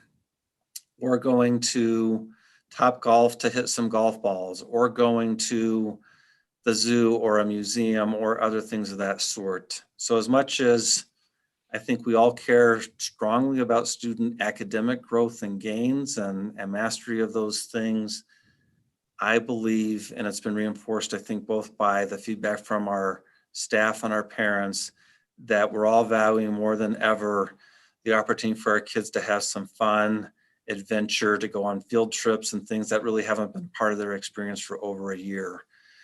And we'd see this activity largely happening for the first 2 weeks after the school year concludes. It would look different school to school based upon staff interest in supplementing or doing some work beyond the contract year. We know people are tired. Some people have plans or other things that they need to attend to instead. And so there will be a lot of difference in terms of how much is provided for how many kids, for what duration of time, school to school throughout our system. But we feel like we've set aside some money to support students and staff who have interest in supplementing and enriching the academic experience. I think this will largely be at elementary. There will be some at middle school, and I would expect very little of this kind of activity to happen at high school for a variety of factors that we could talk about later. And then finally, Base is a place, nice little rhyme. Base is a place that has hemorrhaged money this last year because it was shut down for a long amount of time. And then when it has been open, our enrollment's been about 40% of our typical numbers. And our summer numbers at this point are still quite a bit lower than historical too. And so we've drained a lot of money out of our budget through one-time funds and otherwise, so that we could continue to employ Base staff during times when programs were shut down or under-enrolled, so that our entire Base program did not have to fold up because staff would all leave and take positions elsewhere and not come back. We've bled out about $2.4 million this last year in doing that. Base is also a program that historically has contributed a lot of money from excess tuition over expenses to help support the general fund in tough budget years. So this year they're on the debit side. Lots of years over the past decade, they've been on the credit side of helping. And one of the pieces that we'll need some further help about is making sure that we've got 1 month of expenditures held in reserve per board policy as we head into next year. So that's what you see there. In the end, that still leaves us with at least $31 million in one-time funds that at this juncture aren't committed to any particular expenditure. We'll have, for most of those funds, I think all of them, depending on how we choose to manage them, 3 years to spend them. So the federal money typically has a much longer runway before we have to spend it or it gets taken away. And so we'll have 3 school years beyond the one we're currently in to work through spending those various federal dollars. Beyond what I've shared here, I'll just put this at the bottom and say there's a whole lot of things that are on the needs and wants list from departments in the system, sometimes on behalf of needs that have been articulated at the school level, sometimes for needs that are centrally provided, like maintaining the phone system or things of that sort. and they total in terms of ongoing money expectations or requests, $8.5 million. And in terms of one-time needs, they total about $4.5 million. We've not started doing any discussion or vetting of those lists at the cabinet level yet. We'll start that work next Tuesday. I expect it will take us 2 to 3 weeks to really complete that task. We'll also accelerate it, given that we know that we're heading to the end of the year and compensation discussions here are going to start coming at us quickly, and we need to sort out some of the absolute must-do expenditures and be able to talk to the team about that and share our thinking behind it and get your feedback. Thus far, we just haven't had those discussions. 8.5 million ongoing, $4.5 million one time. Those are big numbers, and yet I just share with you that is not unprecedented. Each year, cabinet members on behalf of schools and departments bring forward multi-million-dollar requests, and just given the persistent lack of resources that we've had in our state and our community, we wind up putting most of that stuff in the trash can and saying, not this year, maybe next year, come back again. So don't be stressed out by what I'm sharing, but also know that even with quite a bit of additional resources from the state and all of these federal resources, the ongoing dollars in particular are still fairly scarce. That's my report. Happy to answer any questions. Any questions for Chris? Sandy. Is there a plan to keep or get rid of Florida Virtual? Mr. Fobert, do you have anything you can share there?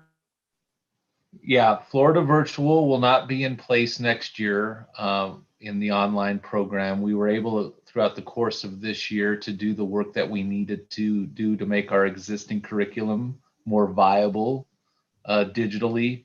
We were able to acquire some things that were a better fit for where we've been as a system. So we will not be retaining Florida Virtual to support our online learning next year. Other questions for Chris?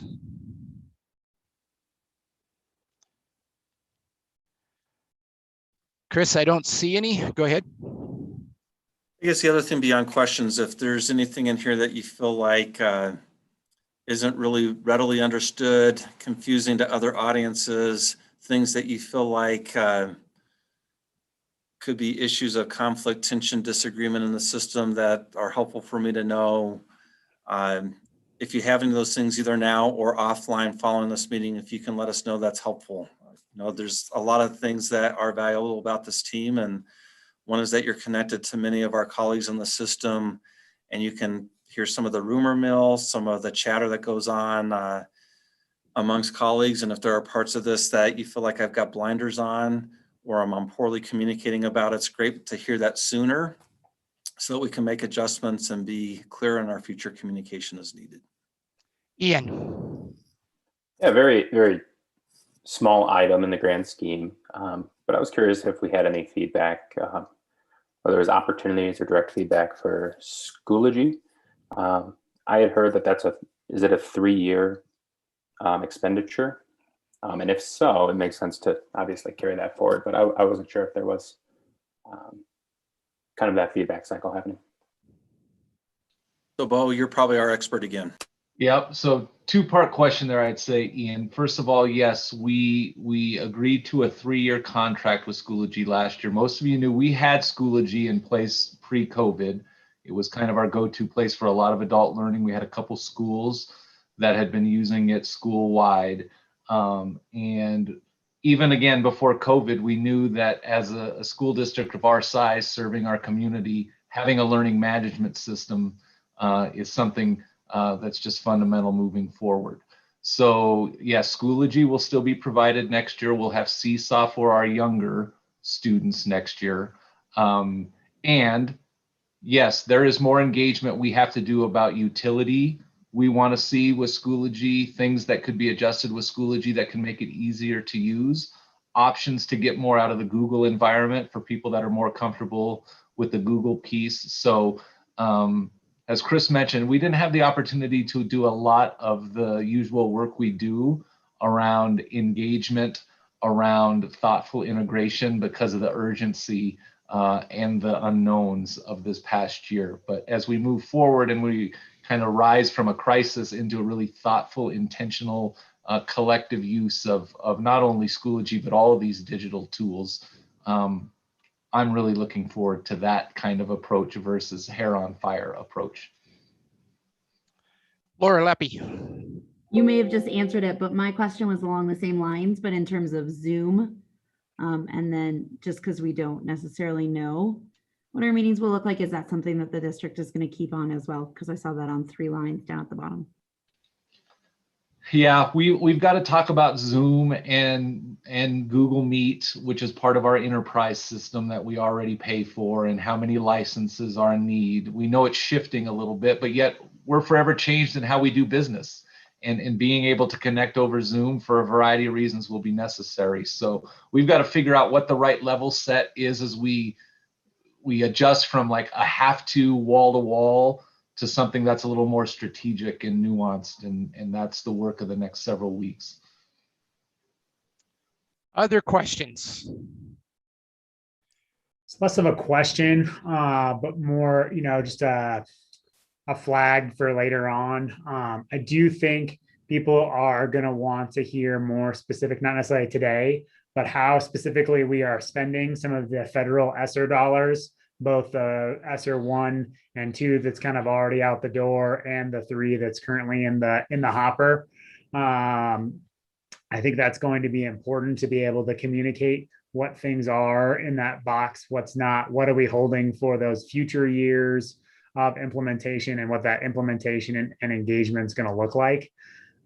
Because I think a lot of people are starting to get their head out of the clouds a little bit and seeing those dollars and wondering. Yep, thanks, Dave. Mila, if you can jot that down as like item B for our discussion with Susie at Cabinet next Tuesday. All right. It's Any what other? Susie gets for not showing up. I make more work for her. That's her fault. Any other questions or comments around the finance? All right, I'm seeing none. So I'm going to suggest, since you've been at it for almost 2 hours, that you take at least a 10-minute personal needs break.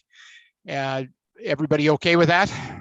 It does sound good, but if when people come back, if they could pull up the MOA buckets document in the shared drive so that we're ready to rock and roll when we come back. And Mila also sent that out, I believe, in an email too. So if you could have it ready to go, that would expedite things. So 10 minutes, folks. We'll be back in 10.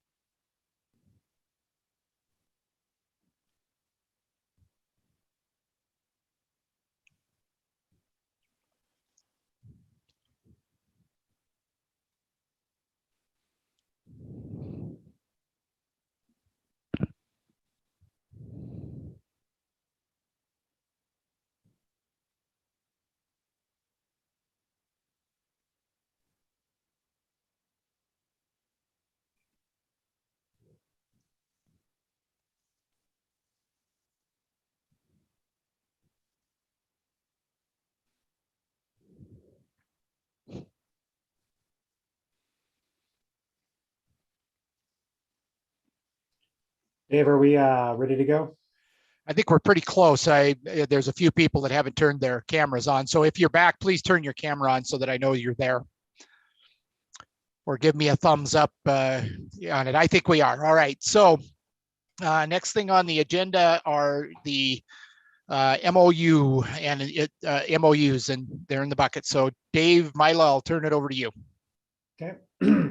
First thing I wanted to touch on, if we could scroll down to page 6 of the document, the Article 14 stuff with induction and the Apex Committee, we had finished up last time, but we did not. We brought up potentially changing the calendar dates and everlasting the dates instead of adjusting them each time. And so I'd just ask you to scroll down to page 6, where it says Article 14.6 for the dates. We didn't have you make a decision last time, but we did say we were going to come back and ask you this time if you were okay with creating those dates as everlasting dates, since most of them are actually driven by statute and not things that we actually picked as dates.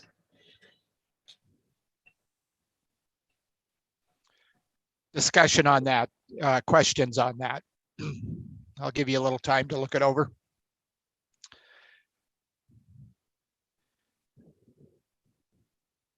Again, it's page 6 in the MOU bucket.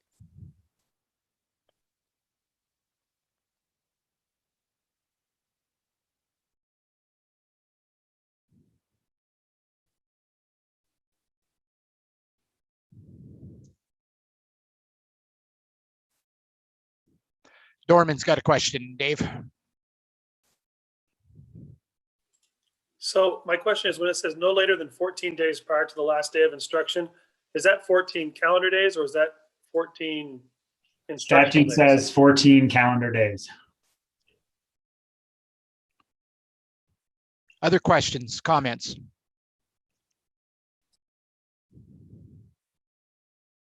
We could put that in there just to make that distinction. Dorman, I think that's a good catch, because oftentimes when we say 14 days, we mean contract days, since statute does make that be calendar days. So we can put in the word calendar. So 14 calendar days.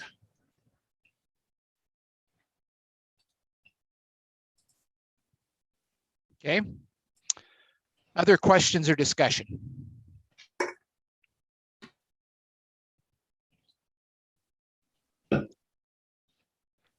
And I'm assuming, Dave, you want a thumbs up on that before we move on, right? If people are in the place where they feel comfortable voting yes.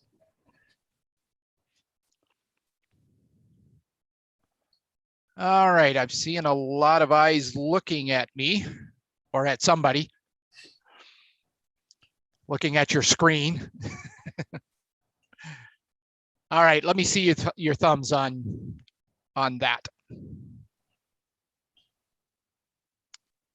You have consensus. Okay. Thank you very much, guys. Do you want to scroll now up to page 4? The shared decision-making was where we left off as a group. That was during my brief absence last time. So I also went back, and the advantage of YouTube is that you get to go back and hear the pieces, parts that you missed or maybe misheard. And before we really delve into the changes and discussion that the MOU team had, I want to highlight what we're calling 7.1. Our recommendation is to make this shift all the articles down and put this as Article 7, which would put it with shared decision-making, policy council, and faculty advisory committee kind of in order. We felt like that was the logical location in the contract to put it with all the input areas in that same spot. But that first item bullet there, which would be 7.1 if adopted as written, is shared decision-making is an opportunity for all stakeholders to have an input in the decisions that impact their learning and working environment.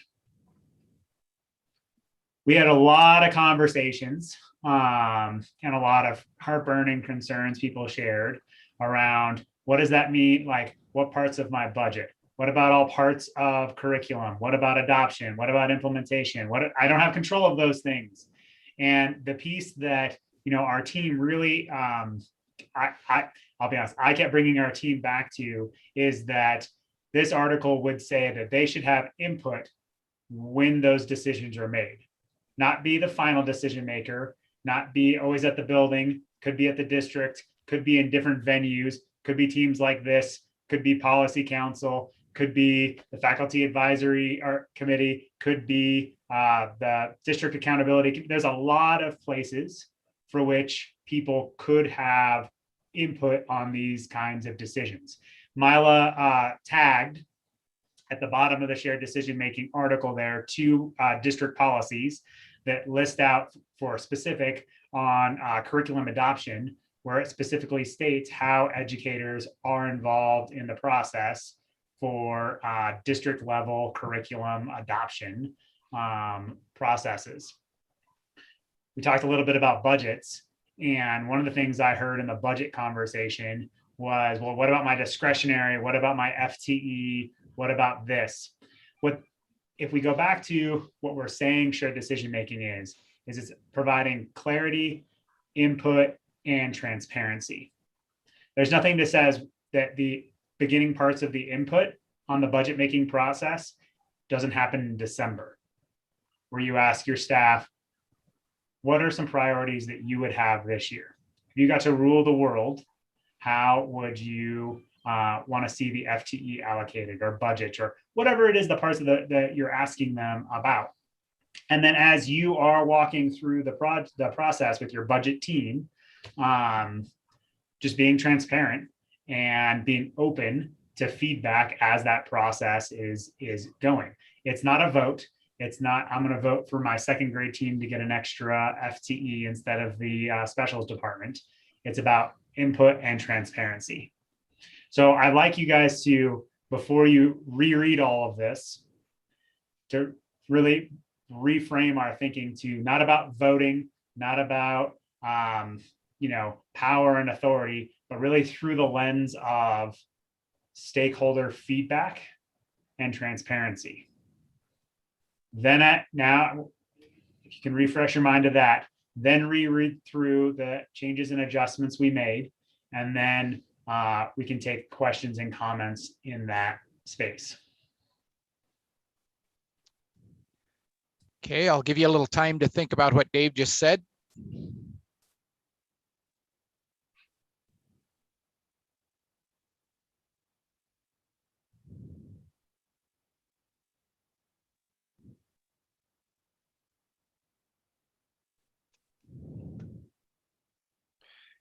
And if you have questions or comments, please raise your hand in the participants box.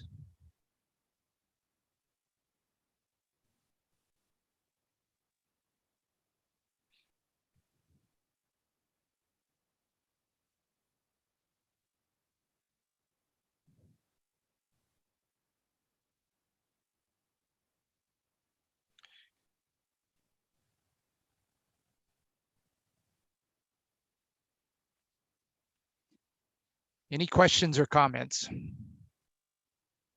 a little long. It may take them a second to get all the way down. Yeah, I still see some folks reading, Dave, so.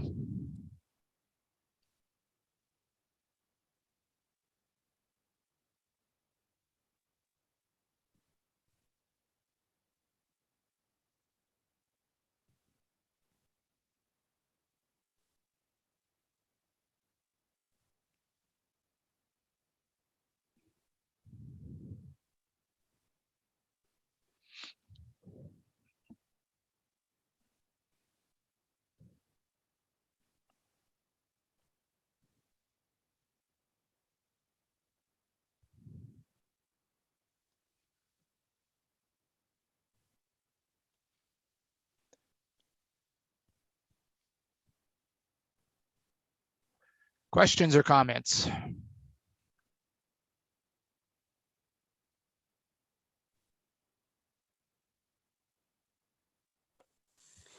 I think you'll notice that we really didn't change much in that third section, the 0.3 section. We'd spent quite a bit of time talking about, to Dave's point, like what kind of funds? Does this mean that before I can do my budget, I have to, have everybody has to have a vote? And this is where we went to the conversation that Dave just described around the intention is input. It doesn't say when it has to happen. It just that you would have input from the stakeholders that are going to be impacted, and you would move along through your processes in a transparent fashion, open to hearing people's opinions.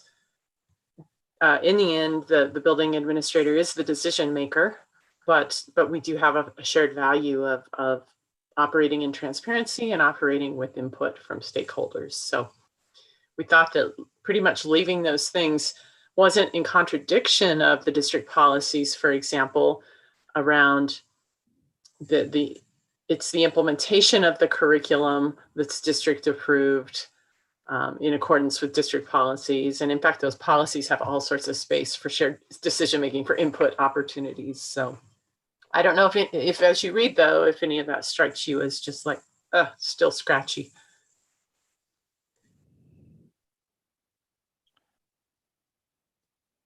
Any questions or comments?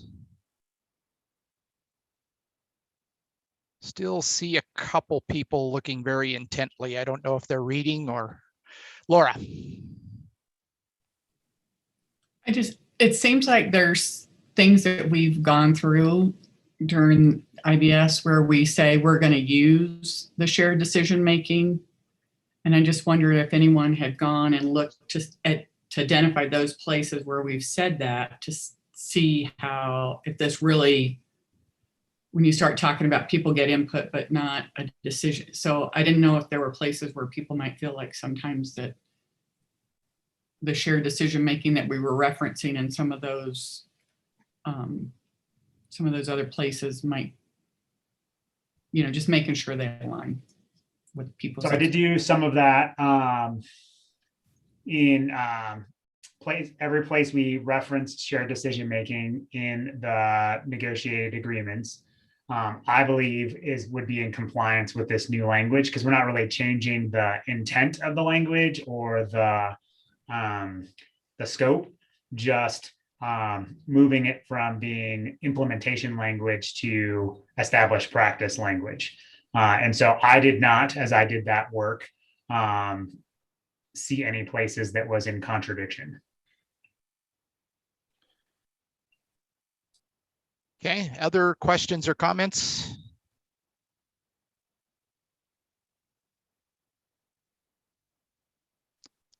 Are we ready for the vote?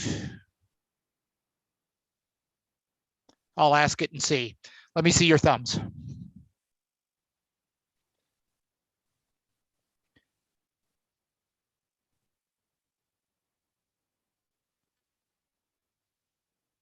All right, you have consensus. My only heartburn now is that I'm gonna have to remember what all the numbers of the articles are after 7. Article 12 is no longer Article 12. Hey, I know. Dorman, you had your thumb sideways. I wonder if you'd offer some insight as to that. I think it meets what it was before. We're just putting it in the document, and that's good. But I don't know. I'm just uncomfortable with the general input. We just listen to everybody and then make whatever decision we want to make, regardless of the input type of thing. And I've never had a problem with it in reality, because I always had great administrators. So it's just I don't know. I really have not too much to say about it. I think it represents what it was. And Mila, thanks for recognizing that, because I saw you thumb up and then side, but I didn't see it sideways. So, all right, David, what's next? Couple brief things just to expose people on before Mila takes over for the next set of the items on the MOA space. If you scroll up to pages 2 and 3, one of the things we talked about doing is minor tweaks is removing the temporary, this is for the IBS MOA, removing the language where we said we were going to do a second session last year because we had to add the second session because of the extension of the IBS season last year. And then adding in that we're going to form a team to discuss and potentially bring recommendations to this body about reworking Article 4 to incorporate it as language. Once again, this would be not something that we're doing now. This would be work that a subcommittee of you guys, a group of you guys would work on and bring back to this body for discussion next year. But it's our practice that whenever we have a group working that works in the contractual space, to have it be part of an MOA for ratification and clarification by this body. We're not voting or doing anything on this right now. I'm just highlighting it so you have a chance to read it, observe it, and come back to it next time. Okay. I mean, obviously I can take any questions. I was just going to ask if you wanted to take some questions on it, if people had them, Dave. Yeah, more than glad to take questions on it now. I just making it clear that I'm not, even if there were no questions, we're not taking action on this right now. Okay. Any questions on this? And to clarify, this remains as an MOA.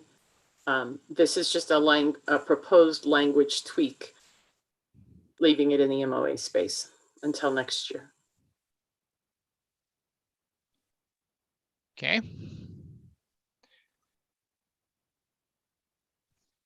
All right, so you're not taking a vote on this one, so are we ready to move on? Yep, we can always, people have questions, they can either email them to me or Mila, or we can bring them up at our next session. All right, Mila then, I guess, right?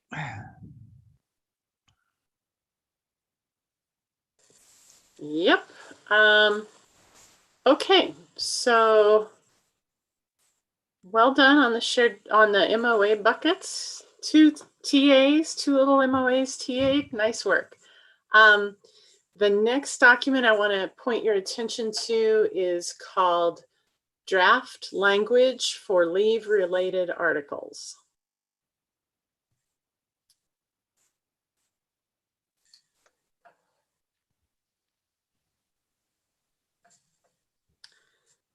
So there was really no time between the last meeting and this meeting, what with our other subcommittee groups and just conflicts with like the rest of your professional lives, to have a writing group meeting. So we did it electronically. And since these were the 3 out of the 5 leave-related articles that we went through last meeting, and we agreed really just could go straight to a writing group, and that you'd like to see what the writing group came up with, that the nature of the changes was fairly simple. And so you see the note I sent to the writing group, and they came back with, you know, a few clarifying comments or questions.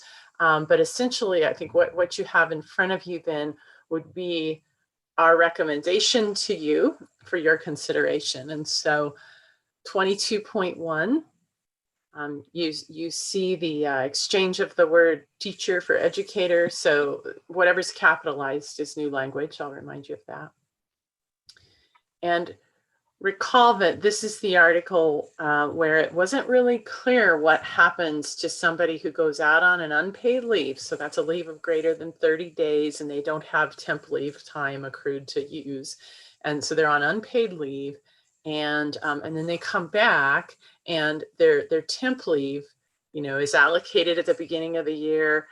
And our practice is that you don't earn temp leave when you're on unpaid leave. And so we needed language that matched the practice, which is that if you go and come, the time you're away unpaid, you don't get temp leave for. And that's to treat people fairly and consistently with, for example, folks who take a whole year of unpaid leave and get no temp leave time for that year. Why should somebody who does a partial year be treated any differently? So if that refreshes your memory a little bit. So the thought was to just add the sentence that says, temporary leave days shall not be granted for any unpaid leave of absence and will be determined on a pro rata basis. Any need for clarification? Just as a reminder, this is and has been for a long period of time our practice, but it was not super clear in the language that was what we were doing. There were other parts of the agreement for which HR was pulling their justification from, but by adding it to this place, it clarifies the practice, the longstanding practice.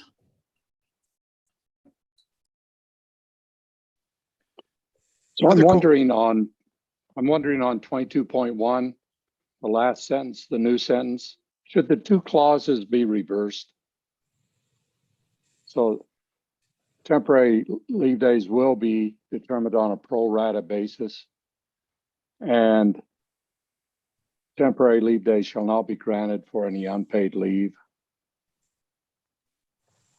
Because you talk about it, after you say you're not going to grant any, then you say it'll be granted on a pro rata basis.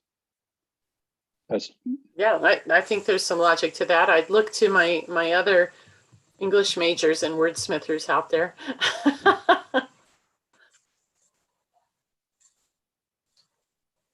I would agree with that in terms of if we're going for clarification, and clarity of the situation, be like, hey, this is what you get, but you don't get it for this. Give them Nice. the yes before the no. Right. I saw a lot of nodding heads. Sandy, you have your hand up. And maybe that change will answer my question, but when you say pro rata, are we talking about like case by case basis? Is that what that's referring to? Now, pro rata just means if you get 11 days for 185 days worked in a contract year, then we're going to proportionally assign. So if you work half of the days, then you'll get 10 and a half. You'll get 5 and a half. You get proportionally out of 11 the numbers of days you work. Pro rata. Got it. Thanks. Yeah. Yep. Other questions? Laura Mitchell. So I just, the wording that I just stuck some wording in there to see, because it says you've already granted them 11 days at the beginning of the year, right? So if they go on unpaid leave, you're going to adjust based on any unpaid leave of absence. Does that make sense? So it's just. Yeah, I think that could make sense. Yeah. Other questions, comments? Go ahead, Laura. I didn't raise my hand. You're okay. Laura still got her hand up. The other Laura still has her hand up, but Perfect. I think, yeah, I'm so gonna you're talk under her hand. yeah, there you go. Go ahead, Laura. So it says, this just made me, someone just said something that made me think of this. Temporary leave days shall not be granted. Is it something that would be like accrued as opposed to granted? I don't know if that, I mean, I was on the group and I didn't even see it right this second, but I don't. We do use the word, accrual of leave days, accrued. So, however, the first sentence, the original language talks about each educator granted 11 days. And so I think that's why I picked granted up again. You're right. Accrued is a verb we use a lot in this space. I'm wondering if it should be something like temporary leave days shall not be granted when an unpaid leave of absence is taken. I don't know. Or like the full day, something around that, like the full time may not be granted if you're, never mind. Now I'm going down a rabbit hole. Other questions or comments? Now that Laura's muted herself. I think, Mila, I think we need to add the phrase at the beginning. I didn't catch this either. When returning from a leave of absence, days shall be adjusted on a pro rata basis, because we want it when they return, not based on what they project to be returning to.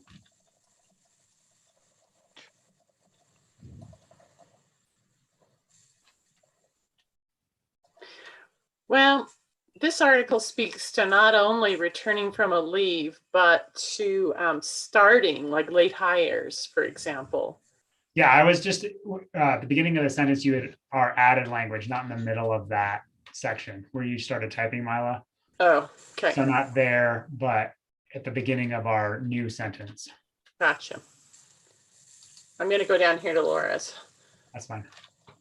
If it's all right, so I don't get confused, I'm going to strike the one that's currently attached to the sentence. Yeah.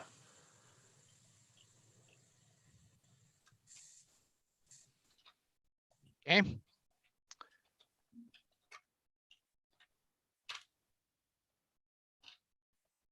No matter how hard these writing groups try, there's always more wordsmithing to be done.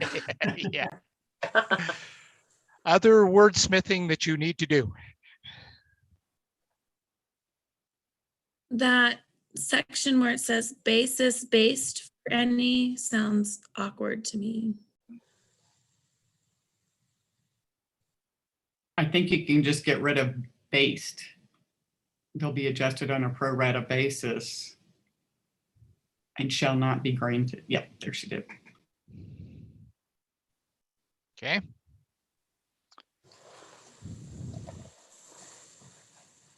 What else?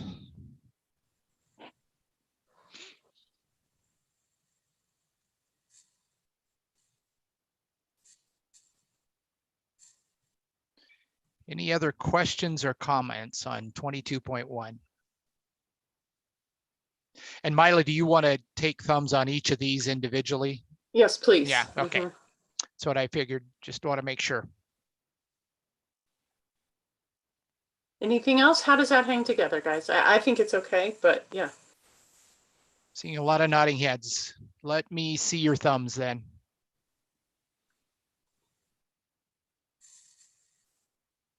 All right, you have consensus on that. We're rolling. All right. Okay, 22.6. Dave and I described that our intention here was, this was related to the change in practice around snow days. And remember that we used to charge you your temp leave day. If you had booked a temp leave day and a snow day got called, tough luck. You lost your temp leave day. And that was a lot of heartache in my office every time there was a snow day. So we changed that practice as a district, and then we wanted to put some language in here about extended leaves, but we didn't intend for this to be just only the unpaid extended leaves.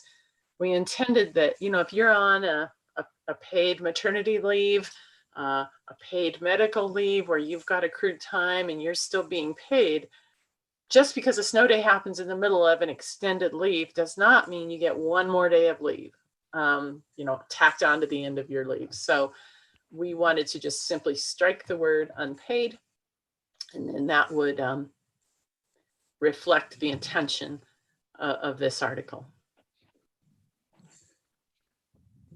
Any questions about that? Shelley. So with that in mind, the unpaid is an easy strike. I just have, maybe this is just weird. Are there any such things as unapproved leaves? Do we need the word approved? No, I mean, if you're on an unapproved leave, you're sort of AWOL. But I just like to keep the spirit of, you know, it's a leave that you've applied for. It's been accepted by the district, and well, we do have some leaves where people, for example, might just be gone for 5 or 7 days, or you know, in that thereabouts, for something a little more complicated than just a, you know. So does that open the door then, that they try to use this language the way that, in a way that it wasn't intended as well? Well, I think that the approved leave of absence really is like something that's 10 days or longer typically. And that's really the spirit of that change in practice around snow days. If you're in the middle of a particularly bad cold and you're out for 5 days and one of those happens to be a snow day, we'd probably restore that day to you.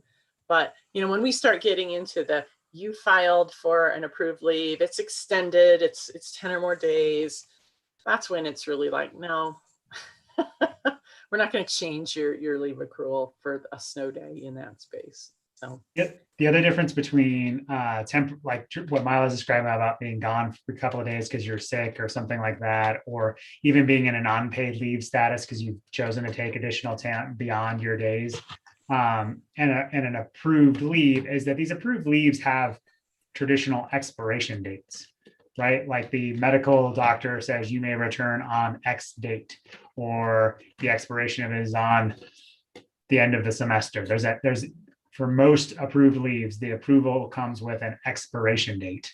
And so we wanted to, make sure that it's clear that just because there was a snow day doesn't mean you got an extra day on your return date. Your return date was your return date. Yeah, Alice, I get all that. Oops, sorry. I get all that. It just, to me, I don't know.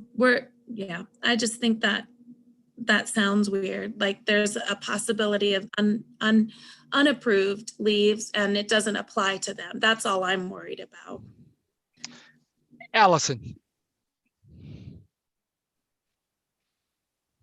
I am just wondering if this would also apply to people who use their own days and never enter into like sick leave bank or something. If that makes sense. This is really independent of sick leave bank. You can have an approved leave of absence for like a medical reason, and it's only going to take you out for 12 or 15 days, and you have that much accrued, and you don't need to enter the sick leave bank. Okay. Like you have a foot surgery and you need to be out for 2 weeks, something like that. And like Dave said, there's an end date. Your doctor says you'll be able to come back at the end of 2 weeks. You've got that many days in your accrual. You go ahead and just take that many days to recover from your foot surgery. It's an approved leave. It's short enough, though, that you're not into the sick leave bank for it. Yeah, I guess I just am not sure why we wouldn't give them their day back. For an extended period of time? Like if they're using all 12 of their days and they're still going to come back, right, at the end of that 12 days, they're not going to add on another day. I guess I'm not sure. So if there's a reason, it's not clear to me what it is. So, I mean, to me, what you're talking about is pretty rare, to be honest with you.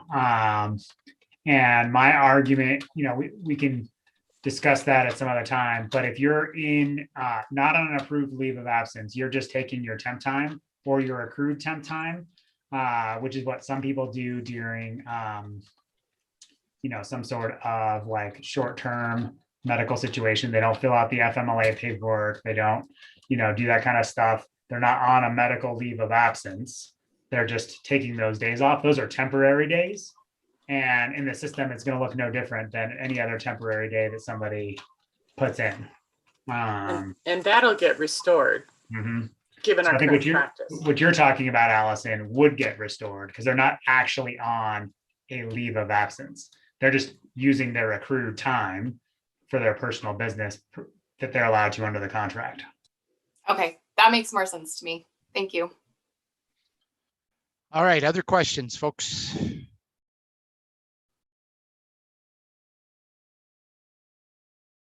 I'm seeing none, so I'll put it to the vote. Let me see your thumbs.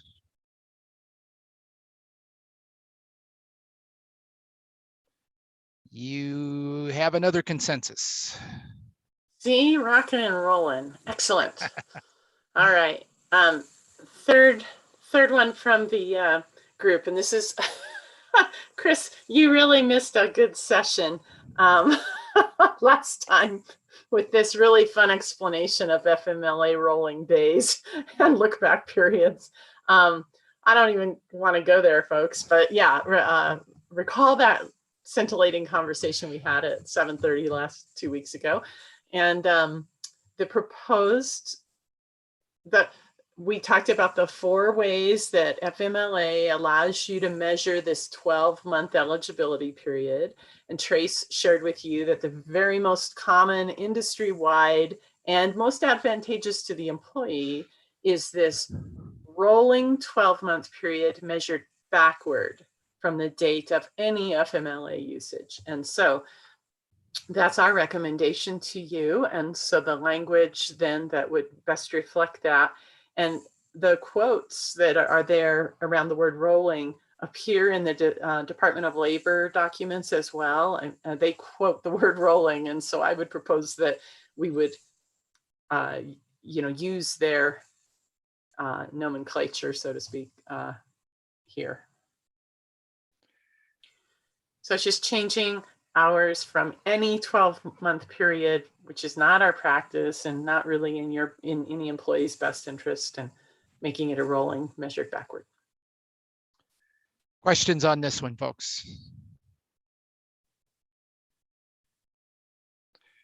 Marty already showed me his thumb, Yeah. so. All right, I'm not seeing any questions. Let me see your thumbs. And you have another consensus. Good work. All right. Very nice. Thank you. Okay, so then that takes us to, Dave and I have you've been watching us do this. In every article that we do some rewriting, we replace the word teacher with the word educator, because this master agreement represents the interests of not only teachers, but 9 types of SSPs, special service providers. And so the term educator seems more inclusive and more accurate. We wonder if you would be willing to entertain a document-wide language proposal, a replacement, as we go through updating this year's changes, language changes, if we just do a find and replace on the whole document. And the other one, we don't have to take action on that tonight. I just want to bring it up, ask Dave to make any comments, and then come back to you for some kind of recommendation from you or approval if you'd like to go in that direction. Allison. Oh, I was going to make one more comment, Dave. Yeah, go ahead, Dave, and then I'll go to Allison. The other thing, Mila, we were going to do as we were going line by line to replacing the educator section was to degender the master agreement, to take out the he, she's and move it to they, theirs in the agreement. We've been doing that as we've been writing it last couple of years. And now it's getting to the point where it's pretty inconsistent on places that it's degendered and where we have not done that work yet. And so since we are going through line by line already, we are also proposing going through and degendering the master agreement. All right, Allison. So I like that. I think my only hesitancy is the find and replace all without looking at it. So hopefully I feel better if we might have used it to find it. We weren't just going to replace it. So. Okay. Yeah. I feel because when we were having that induction conversation, we were talking about would that change requirements of what we're obligated to do? So just maybe a little bit of conversation around some of them might be necessary. That totally makes sense. And if we are questioning any of them, what we'll do is replace the rest and then bring it back to this body next year for a brief discussion. And Linda, you did have your hand up. Did you want to ask a question? No, I just, I think that if we look at the definitions in Article 1, where it says the term teacher, that would just be changed to educator and then throughout, right? Yes, that is correct. That's what we would be doing. Yep. Anything else on this? And you're not wanting any type of thumbs up or anything on this right now, right, Mila? Okay. Just bringing it up for you to contemplate. Okay, the next agenda item is the sick leave bank report, and you have that in your shared drive. We skipped IHB, Mila. You skipped over IHB report. no. Okay. IHB, that is called Draft Article 21, Intermediate Salary Steps. You messed up our every other by just jumping to your next thing. Geez, way to go. I know. All right. And so Dave, you want to take this one, and the new language is all the way at the bottom. Yep. Yeah, it's all the way on the bottom. So we've updated you guys a couple of different times from the comp committee and the IHB group around working, and we were charged from you guys last year to find ways to streamline and modernize the language around how intermediate salary steps are granted when it comes to education and training. So how you move the credits that count for moving from MA20 to MA40, MA40 to MA60 and whatnot. And so we are not voting on this today, but what we are doing is presenting what could be a draft of the language based on the feedback you guys have given us periodically as we've throughout the school year. Some of it's been a while. This has been a year-long project. Taken feedback and moved the language or moved the recommendation along. We went into the space of taking our recommendation, for which we got approval from you guys, to moving to it's a lengthy addition and change to the document itself. I'll do a couple of highlights and then go from there as far as allowing you guys to read or ask questions and whatnot in the article, if that works for everybody. But once again, we are not taking action on this today. We are just seeing the language for the first time. So we should all be on page 5, underneath where it says draft language. You'll see some of our ongoing notes at different points from the year. This is one of our working documents that group has been using doing this work. So remember the high level movement we were moving away from is moving away from having a process where people had to get pre-approval and then approval and submit documents, and those things only happen a couple of times a year throughout the year for the IHB process.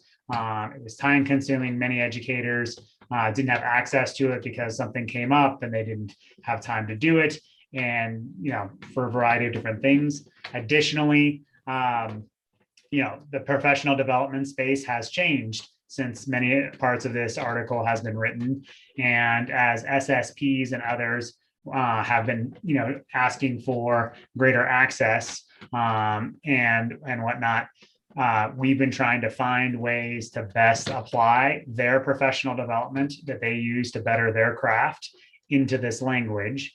And so what we believe is that this language change allows us to do those things. So Article 21, the credit section, as far as college credits, hasn't changed. You have a transcript from an approved university per the list, it gets put on, it gets accredited to you. There's no changes to that space at all. The definition of areas, the 21.1.12 and 3.4, none of that has changed. We did strike because we removed this section about how to deal with online correspondence courses, audio courses, that kind of stuff. You'll see where that lands further down in the changes. What is 21.2 is stays the same, that they need to have a B or better or a satisfactory on a pass fail in order to receive the credit if it's on the transcript.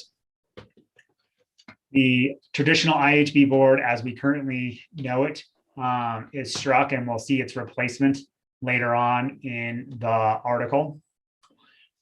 We moved away from the term in-service credits to salary advancement credits, because in-service credits now really apply to things that happen during an in-service day, not something that happens beyond the in-service day. That stuff may be applicable for relicensure, but it is not accepted for licensure credit. So we updated that. Recommend an update to that language, and using the term professional learning as the way to describe the opportunity consistently throughout the document. See those minor language changes in what is now listed as 21.3, 1 and 2. And now we'll start seeing a couple of the changes. One of the things we talked about is by streamlining it so that you no longer have to go through a rigorous process for some of these educational learning, it's just automatically granted to you, that we would mirror the language that we did as we described to you guys previously with the CTE folks, where their classes that are not district transcripted, they're not on a college credit, it's 10 and 10. So 10 of those kind of credits and 10 graduate credits or district issued salary advancement credit. In working in the all the way up to the 60s, the BAs 20, 30, 40, 60, there's not a 30, 20, 40, 60, and the MA 20, 40, 60 categories, it would work in the 10 and 10. And the BA and MA 80s would remain the same as far as how people moved into those sections. 21.4 starts talking about, we changed and repurposed this term, the adult educational program, which exists in the current language, but moved it from and give it some specificity and just saying, if we have a pre-approved organization like the Colorado Department of Education or something for your professional organization or the Denver Museum of Nature and Science, I mean, there's a variety of ones that could be approved, that those courses, those entities would be approved. And if you would just turn in your completion information, and it would be just automatically giving you credit. No pre-approval, no IHB group. It's just, if it's on the list of approved agencies, you turn in your completion information, it's done.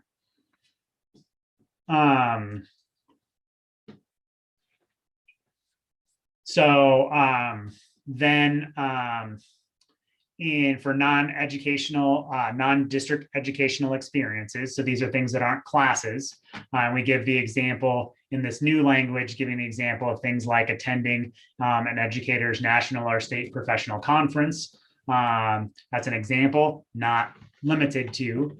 And then the language updated with the language around professional learning and that kind of stuff remains the same. And then we put in what a credit, this section here. Can you guys see my highlights that I just highlighted?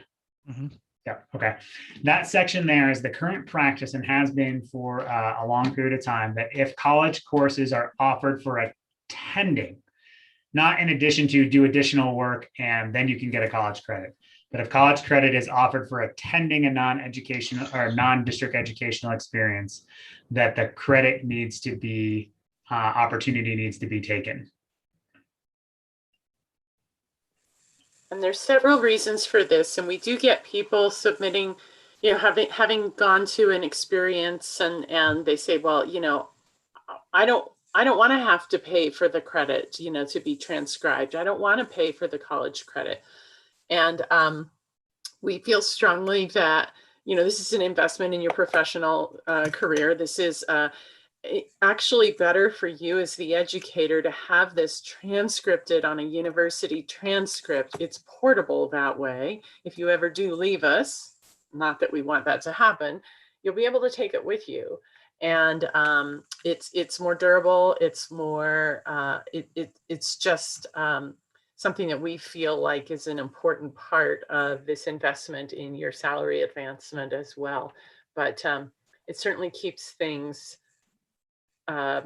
just very consistently tabulated. It's on a professional learning transcript. It's on a university transcript to the greatest extent possible. Additionally, my experience of having sat through many an IHB session and processing paperwork, the amount of salary advancement credit that we actually are awarded on the graduate versus what is awarded from the contact hour certificate is usually greater anyways. So it's actually in the educator's best interest to receive the graduate credit anyways. And the difference you'll also see up at the top, we remove the phrases pre-approval and that kind of stuff. It's just approved based on what is described previously in 21.1 of types of things that improve your profession and whatnot. The list that was already in existence and already used as part of the what is we refer to now as IHB work. The educator would submit their completion paperwork. They would submit the thing. There'll be a little box that says how this applies to one of these categories, and then it would be approved without having to wait for a timeline, without having to wait for a group, without having to wait or to get it pre-approved. It'd be a much greater streamlined process. Our current practice has been for a long time because it lived in the IHB realm, but we're just inserting the words here. The pre-approved foreign travel study. It has been, as part of the IHB process, since we're striking some of the language around the committee that approves foreign travel experiences, we felt like we needed to insert it here, pre-approved foreign travel experiences. And the rest of the language maintains the same as it was before. Otherwise, other than striking where it says the submittance to the IHB group, it'll now be to HR. Then in 21.8, this language, I don't know the genesis of why it lands here, but we believe since it was placement language, it belonged better in Appendix A because where the rest of the initial placement language is located, because it's about turning in paperwork up to 90 days of your employment. All right. In 21.5, there is a language here around when the document or when your documentation will get accredited to you. And what we did was be very specific about when in the month you have to get your documents turned in by in order to get it accredited to, which is our current practice based on the definitions that's there, but just clarifying there that it needs to be in by the 10th of the month or the 5th if you're talking about June and December because of the close of the school year in December and June in the fiscal year. 21.6, we discussed with this group before and others adding the language of the recommendation to add the language of similar unpaid interns for student teachers. So that would be, those who supervise student teachers, but those student teachers are not paid employees of the district. 21.11, or what was 21.11, that'll need to be renumbered. This is the CTE work that we did last year. So there's no changes to that section other than one minor language change to the beginning to update it to be consistent. And then 21.12 is the change to what creates the approved body for who is going to approve these different courses. So the review panel for non-CTE educators consisting of up to 2 of each of the following categories: administrators, certified educators, DTA representative, and human resources. and will be selected upon the content being approved. So if we are approving a math organization for approval, it makes no sense to have an art teacher or whatnot approving that. So the art coordinator, district coordinators are a much better judge of who is the right body to approve it. And then the people will be, the appointments will be agreed upon by Chief of Human Resources and the DTA president.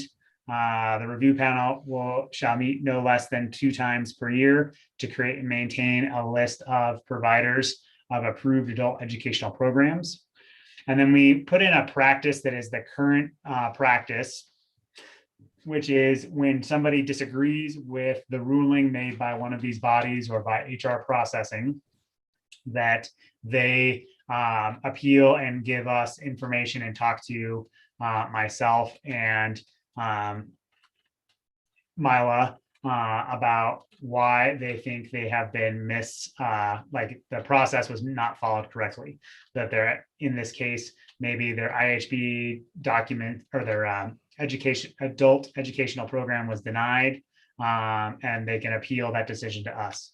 Or if their non-district educational experience was denied, they could appeal to us to have a court of appeal to overturn the ruling made by the groups doing the processing. And then lastly, just so that for reference, the section of Appendix A, where the recommendation for the insertion of the language from what is now 21.8. I said like a whole lot of things, and there's a whole lot to read here, Dave. So I think giving people 5 or 10 minutes to stretch their legs, read, and whatnot is probably a good idea. Yeah, I was going to ask the same thing. So take a little break, read through the document, and let's come back in 10 minutes. Does that sound good to everybody? So that'd be 7:20? 7:20, yeah, let's go 7:20. Mila, in 2021.43, you need to change the HR to human resources. Thank you, Nancy. Yep.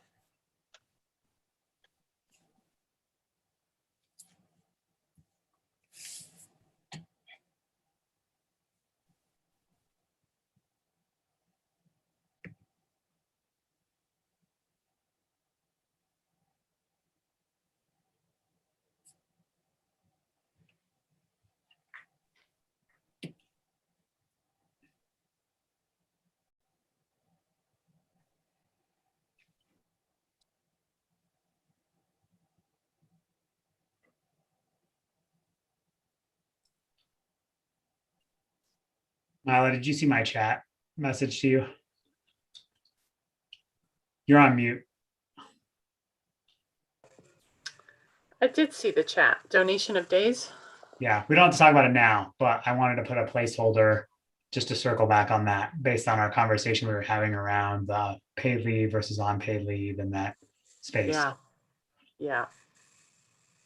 You want to mention it tonight or on the next agenda?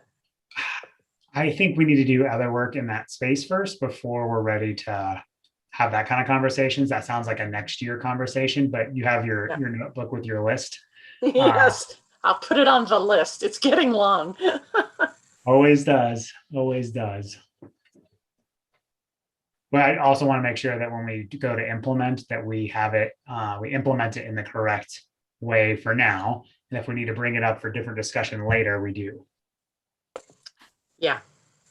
Good catch.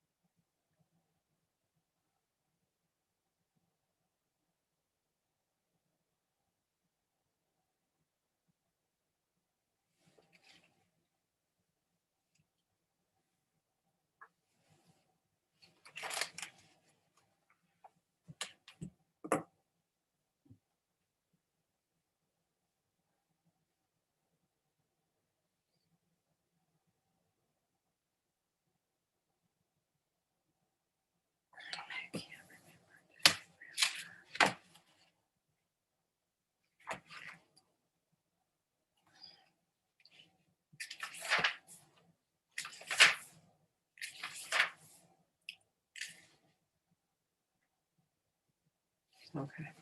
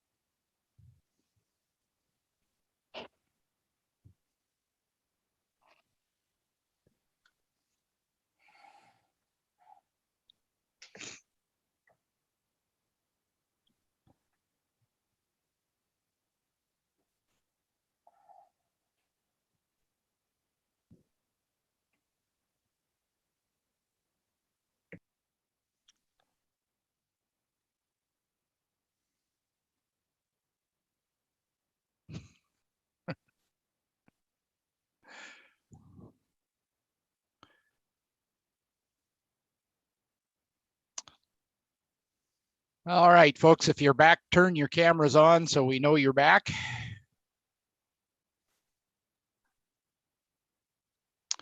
And we'll continue. So Dave, I assume you will entertain questions at this point if folks have them?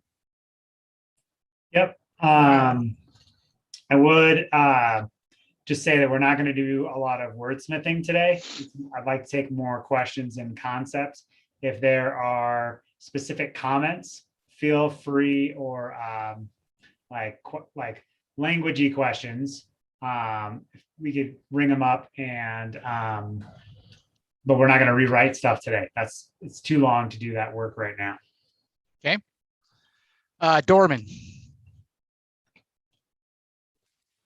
So what was the idea behind the committee putting the pre-approval on travel, foreign travel, as opposed, because it appears that they're trying to get away from pre-approval, but that particular one was kept as pre-approval, and I was wondering why. Yeah, I can speak to that. So, one of the things that, just to be like upfront about that, is we don't get a lot of these a year. Just in general, we don't get a lot of these a year. Most common is people who are going and doing something not necessarily education related, and then trying to make it education related to get credit for it.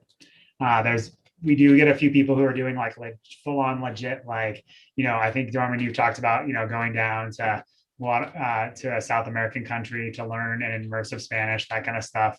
We get that kind of things as well. We don't get many in general, but we still get people who want to take their all current travel plans and turn it into something for IHP credit or for salary advancement credit.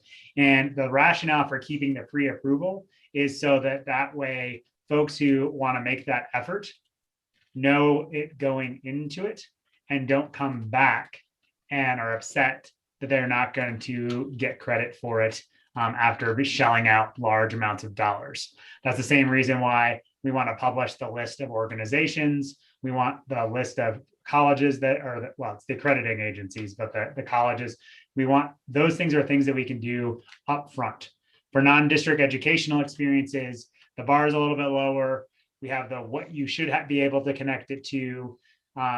We feel like that the pre-approval is in the educator's decision to pick something that matches those criteria that are listed in the 0.1 part of the article. And so this is just, we felt like it was to help people make sure they were going into things with eyes wide open. And I have a follow-up question. So, with Chris speaking about the diversity and all that we view as or as at least he views, and I agree, as one of our most important tasks currently. And I know you guys are just trying to streamline it and trying to, et cetera, but I would just like the committee and everyone else to think about some sort of idea where it's not just international travel. And by the way, I don't like the word foreign, by the way, international travel. But before I was an educator, and when I was in college, I spent time with my friends on the Wind River Indian Reservation, and got some valuable experiences that way too. So does that fit into our IHB anyway, as if someone goes into an immersive experience in other cultures that we serve in our community, but not internationally? For instance, you could go to Puerto Rico and volunteer at a summer school, really learn about Puerto Rican Latino culture in that immersive experience with a family there, but that's not international. Puerto Rico is part of the United States. So are there any ways in the IHB to get that sort of credit? So yes and no, right? So we have given credit for things like your Puerto Rico example, for people taking because they get a lot of the trainings that they go to learn the culture, to be part of the training. We would give them through the non-district educational experience. They could apply for credit through that space. And for just generic travel too, no. But if they were to, while at the reservation, be part of my mind is skipping on what may happen, but they go do something while they are there, they could apply for that to be part of for non-district educational experience. But the travel itself, just being there, would not be, currently as the language is written, not able to do that. We didn't feel as a committee, since our task was to streamline and to think about ways to create efficiencies without losing anything that educators currently have. We didn't feel comfortable. I wouldn't have felt comfortable adding travel, just generic travel in that space without that being a fuller specific issue to bring up in IBS. Milo, were you pointing at something? I was just saying with all of us. Yeah. Yeah, we tried not to change content, more just process, but yeah, you make a point, Dorman, that maybe this group wants to consider. Milo always makes fun of me because I'm constantly, whenever we're in one of these committee groups, saying the phrase, well, the charge to this committee is when we start going off and veering in different directions. All right, other questions, comments for Dave or Mila? And thank you for a few people who have already kind of commented on a few wordsmithing kind of things. Appreciate that. We'll look and incorporate those work and bring it back. Anything else on this?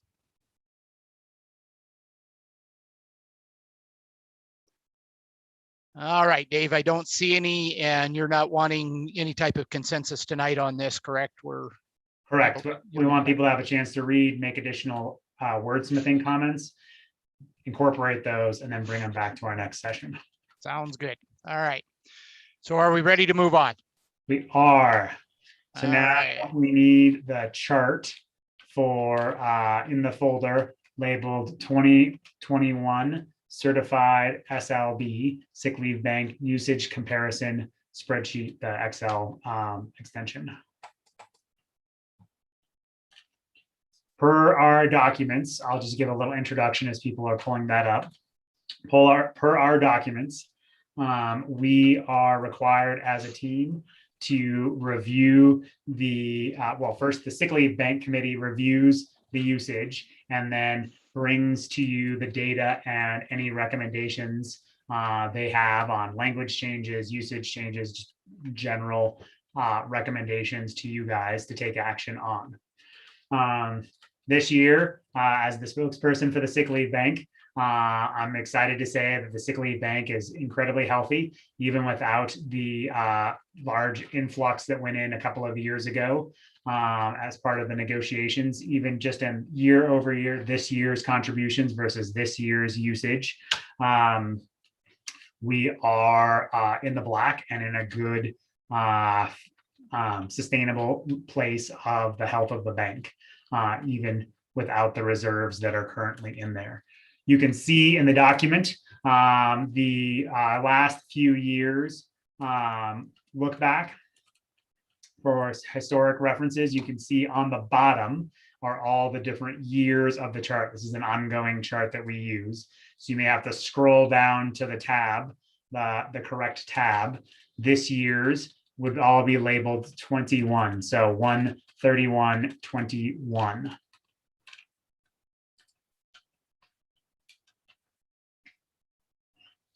And I would bring it to your attention the specific tab to review, which is the 1/31/21. Oh, I lost it because I just moved. Summarized. Summarized. Thank you. Yeah. My screen like shrunk the tab sizes all of a sudden. I couldn't read it anymore. Really the far Yeah, right. the summarized tab. Yeah. Mm-hmm. But this, for your historical reference, we use the same and we look at, you know, what it's been over year. Super fun. So that summarized tab gives you the last couple of years look back, this year's current allocations, the number of eligible employees, the number of people who contribute, the number of people who are on leaves of absence that meant they might be part of the bank but did not contribute this year because they didn't get as we just previously talked about, they didn't get their day to contribute. And then the total number of employees that are currently waived. And there's also, as you scroll down, you see the number of individuals using different brackets of hours in the bank. And I always, Dave and I like to look at the length of people's usage. And I think it's interesting that 83 individuals used 45 days or less in the sick leave bank. And then 13 individuals used 90 days or less. And then nobody this year used all the way up to the full 130 limit. So that's great. Nobody had to use that. Glad that health allowed that for people. See, Sandy has a question. One last thing from the recommendation, and then Sandy, I can take Sandy's question. So we are not recommending any changes at this time to the policies of the sick leave bank. Obviously, all things are up to you guys as a decision, but the sick leave bank committee is not recommending any changes. However, after next year's utilization report, that would have crossed over the 3 years since we changed the rules on how long someone can be in the bank, moving it from years to incidences that people are eligible for the bank. And we have seen a steady lower usage of the bank because of that, and for a variety of other reasons as well. But after next year's chart, we would is run next January. We want to analyze that and just give you notice that we might potentially bring a few recommendations to try to lower the number of days people might have to contribute beyond the 10 days before the sick leave bank kicks in. We've talked about it many times as a committee that our employees who show up to work every day and don't use their whole 10-day allocation when they go into the sick leave bank are sometimes penalized more than those people who only have 10 days because they may go up to 20 days of time, days taken before the sick leave bank kicks in. And it's been an interest of this committee in the past to try to lower the number of days taken, the max days before it kicks in. And we've said that we needed a few years of data with the changes rules before wanting to make that kind of recommendation. So after next year, we will look at that data, and I hope the trend is that we might be able to bring a recommendation to you on a change. Sandy? Sandy found her question, Dave, already. So okay, she had it in the chat. Thanks, Sandy. Any other questions for Dave around the sick leave bank?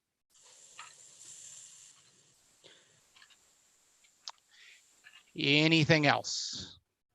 And I think it's interesting that of people who use the sick leave bank, the average usage is 172 hours per person.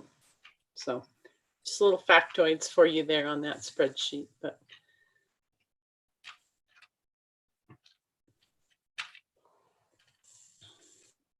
okay. There are no questions, I believe. I don't know. I was listening to the board meeting last night. So do we need a motion to approve the monitoring report, Kathy? Depends on when you want to have that, Dave, before or after discussion. As long as you don't forget it, it works either way. All right. Anything else on the sick leave bank? All right. So we're moving on, right? yeah. So I think this is coming into the true IBS portion, process portion of the evening. We finally have an issue to work the process on. Actually work on, huh? All right. Sounds good. So recall that in our last meeting, we had the 5 leave related articles. 3 of them we've already made the language changes to rather simply, but 2 of them, this group said, this needs some more conversation. We really need to sort of work through this issue. So I'd like to have the first one be Article 24.4. This is the leave of absence for other employment language. And I'll just create a new chart sheet in the shared drive for us to start from scratch. But the interest, as you may recall, was to minimize the disruptions that can be caused by a late notice of leave. Currently, the language has... To get super picky on the language, it's not an interest. The issue is the disruption caused by late implementation or late applications for the leave for other employment.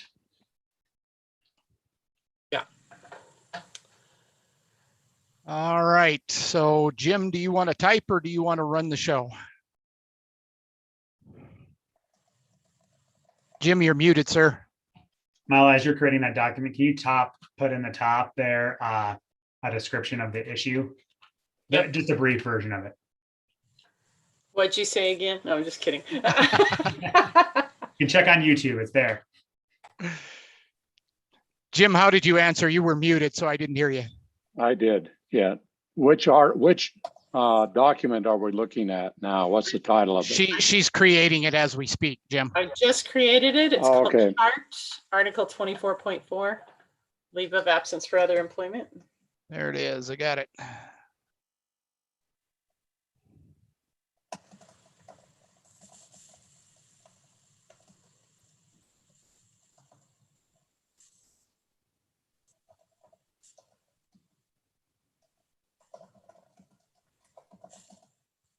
And Mila, is it under IBS 2021? Correct.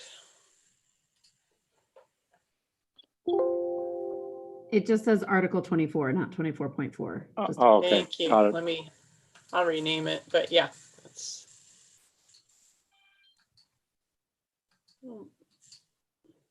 My mouse doesn't have a right click. Anyway, it's just going to say 24 right now. Thank you.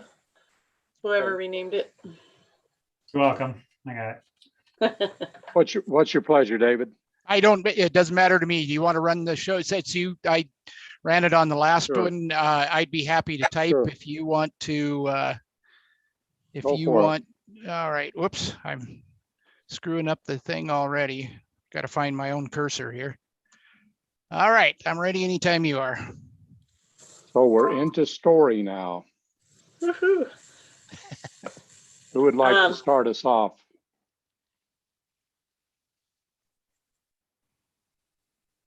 I can go ahead and start. All right. Although rare, there have been, especially in recent history, folks who take this leave after the first reporting day of the contract year.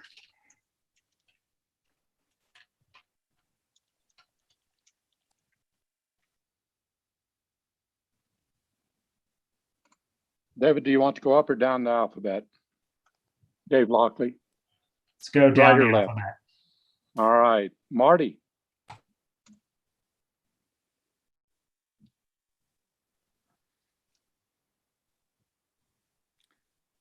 Hiring after the contract begins is difficult.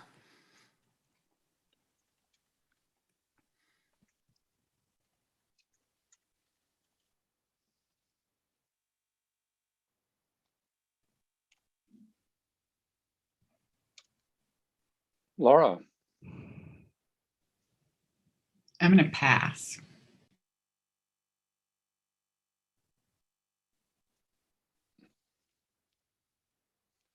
Kathy.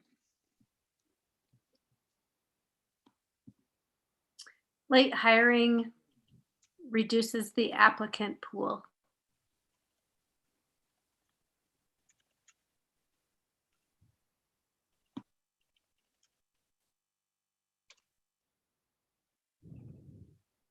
Kristen.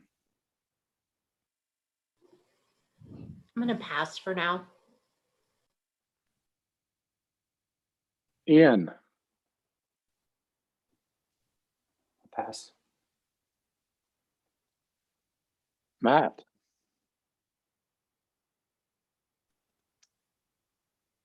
Late vacancies cause stressors and disruption for multiple stakeholders in a school.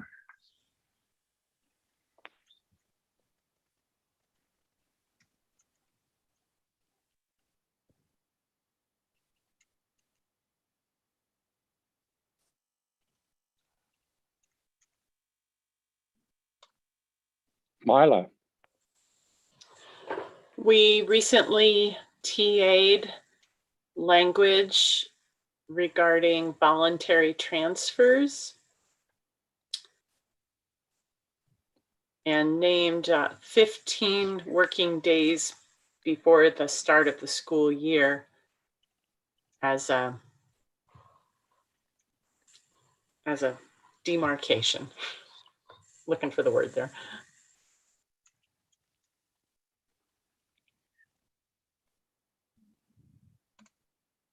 Sandy,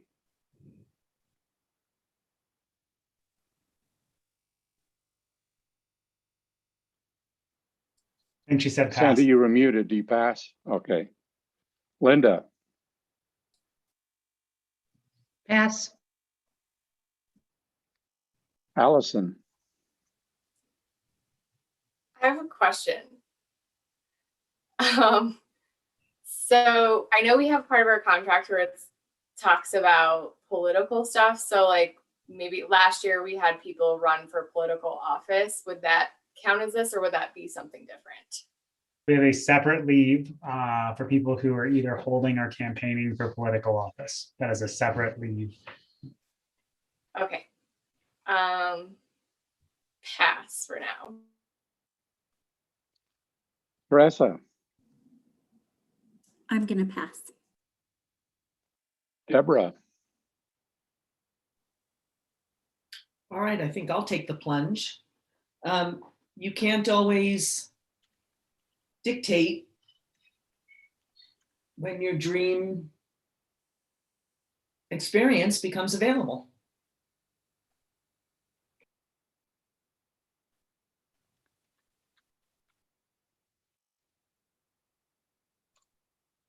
Shelley,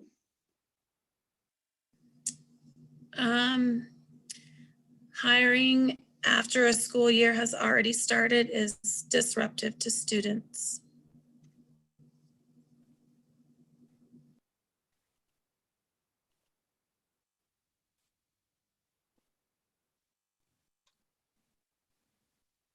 Heather, Pass.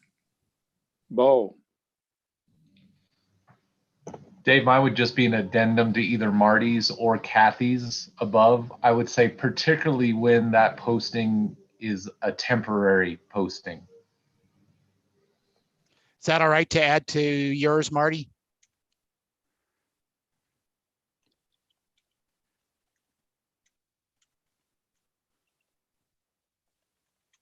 What did you say is a what, Bo? I'm sorry. A temporary position. I think I said posting, but I meant position. Right. Thanks. Forgot the T in particularly. There we go. Marty, does that work for you? Okay. He says yes. Very good. Chris,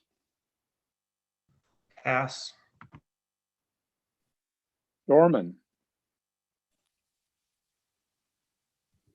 So mine's a little bit but like Deborah's, but instead of a dream experience, since we no longer have sabbaticals, some job opportunities will bring back invaluable experience for the classroom.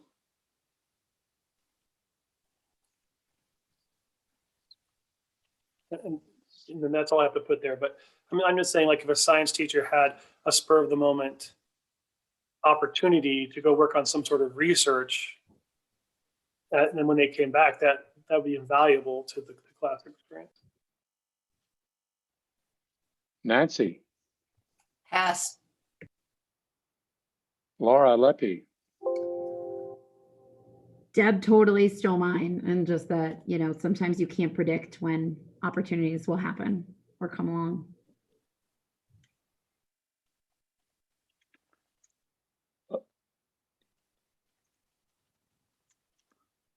I put it down just as you said it, Laura. okay. So let's quickly go around one more time and then we'll popcorn it after that. Dave Lockley. The majority of people who take the leave commence the leave at the beginning of the school year or at semester. I didn't hear the last part. The majority of the people who take the leave do what? Begin it either at the beginning of the school year or at semester.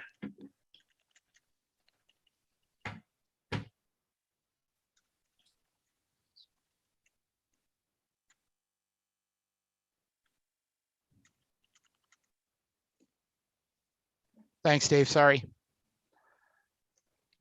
Marty. any added difficulty in filling positions is compounded in schools that serve highly impacted communities of poverty.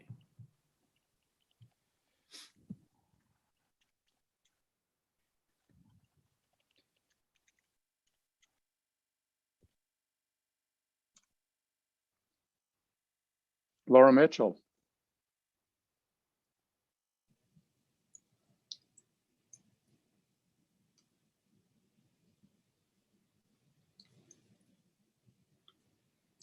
Vacancies that happen after the start of the year impact the teammates in the building.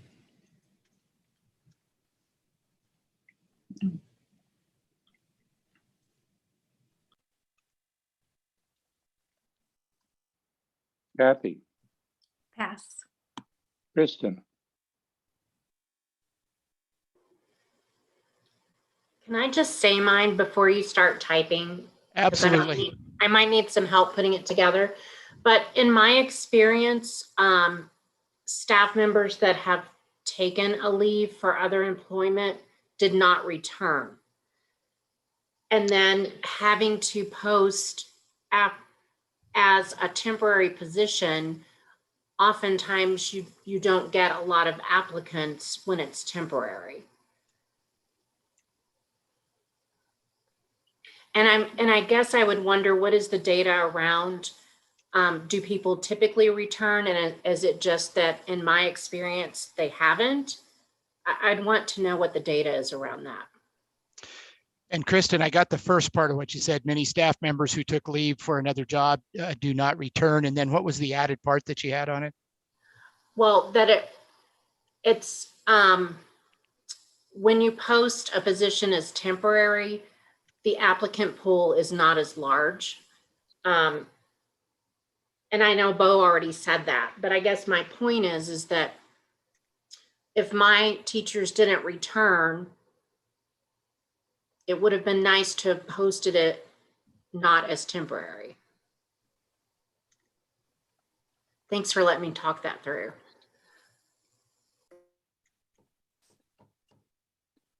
Or Ian. Okay, I want to slightly address Kristen's question. Great, thank you. So the number of people who take it any one given year is a really small sampling size. And so it's hard to say, like, I suppose we could go back and look at all of them ever and then figure out what that percentage is. But each year it's very variable because it's just a small sample size. Some year more, the majority come back. Some years they don't. It really just depends on what year you want to look at and how far back you want to look. I'm not trying to not answer the question. Because it's such a small sample size, one or two people shift the percentages a significant amount. But we can definitely get look back information. So Dave, ballpark, are you saying maybe a handful of people each year do a leave of this sort? We do have a look back and we can get the information, but this year is an uptick. I remember when we met with Trace Mila, she talked about this year being an uptick of years because of COVID. Yeah. In a normal year, it is a handful of people who take the leave. It's a leave you can only take once, and there are other requirements about how long you had to have been in the district to take it. So it significantly limits the pool of people who are eligible to take it and who actually do it. And Dave, I'm putting that in as story. I put in a normal year, it is only a handful of people that take the leave. But for our next session, since we won't finish up today, Mila said that she can get the specific look back data. But I would just remind us that the issue that we're trying to solve is the impact of late implementation of leave, not the leave itself. That's true. Thank you. Matt. I'll pass at this time. Mila. I'll pass. Sandy,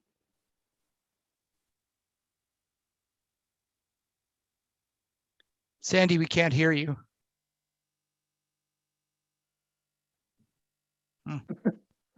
Try typing it in, Sandy, and we can include it that way because we still can't hear you. Your Yeah. earbuds may be dead or something. I'll take my fingers off the keyboard and you can just type it in, Sandy.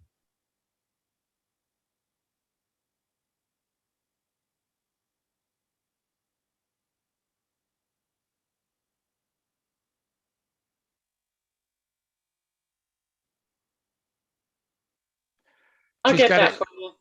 Yeah, she's got a question in the chat, Dave, and Yeah, she just wants to know what a handful is, and we just don't know, but we'll get it for next time. Yep, you're right.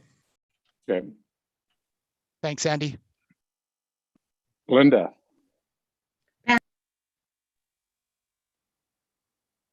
Allison, Pass. Teresa, Pass. Deborah,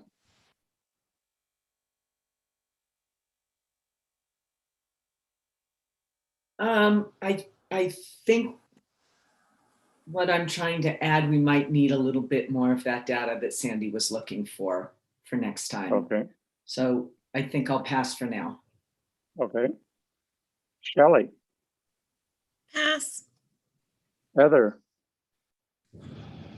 I would add temporary positions sometimes allow new educators to get their foot in the door, especially those that might graduate at semester or relocate during the school year.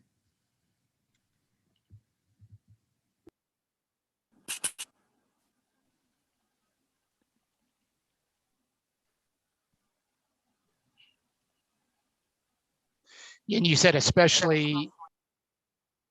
I was just giving an example of those that if they graduate at semester or relocate during the school year, gives them that chance to get into this great place we all work.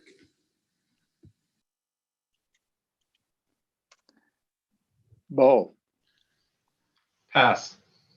Chris, So a question here, I'm thinking about Dorman's contribution earlier about people who might have an opportunity to enrich their skill set through doing something like research or something outside of their normal assignment and then come back and lend that experience. My perception has been that people using these types of leaves have done so to go test out like a step into administration in another district and see if it's going to work or not. I can think of a situation where someone went to another country with their family for a year. I think maybe to see if that would be a longer term fit or not, came back. I've heard of situations where someone might just want to try another district and a different kind of position. I'm just trying to get a feel for whether the situation that Dorman described, if we've seen that before, or is it really more limited to the kinds of situations I've described? So there have been ones that I can think of. I think the best example that I'll just, because she won't mind because it's super specific, me saying it out loud on YouTube is, Michelle Pearson from Century Middle School, who went and worked for Colorado, took this leave and worked for the Colorado Historical Society for a year, and then returned to the district, including many of that work and things that she does with like the Civil War reenactments and other projects and opportunities that she has then brought back to the district, and the connections that she's acquired doing the same. I can think of, I don't want to, because I don't have permission to share their stories, I'm going to be vague, but there are other people who went off and did real work, and maybe it was exploring, but then when they returned, they were able to bring those connections that they made in those industries back to their classroom. There are teachers who in our STEM buildings who did that very kind of thing as well. So, I don't know what the percentages are of those returns, and it's anecdotal at best. But, it's also one of those things that you don't also know until after they come back, whether or not they're going to be able to bring something back to the classroom necessarily. And similarly, I have, I've heard of some of those situations, and also some where I think I want to be a real estate agent. I'm just going to go try something else. I'm kind of burnt out on teaching, but I don't want to cut my safety net. So I'm just going to go try this other thing. which I think is pretty unusual for any employer to allow. It's an incredibly generous policy we have.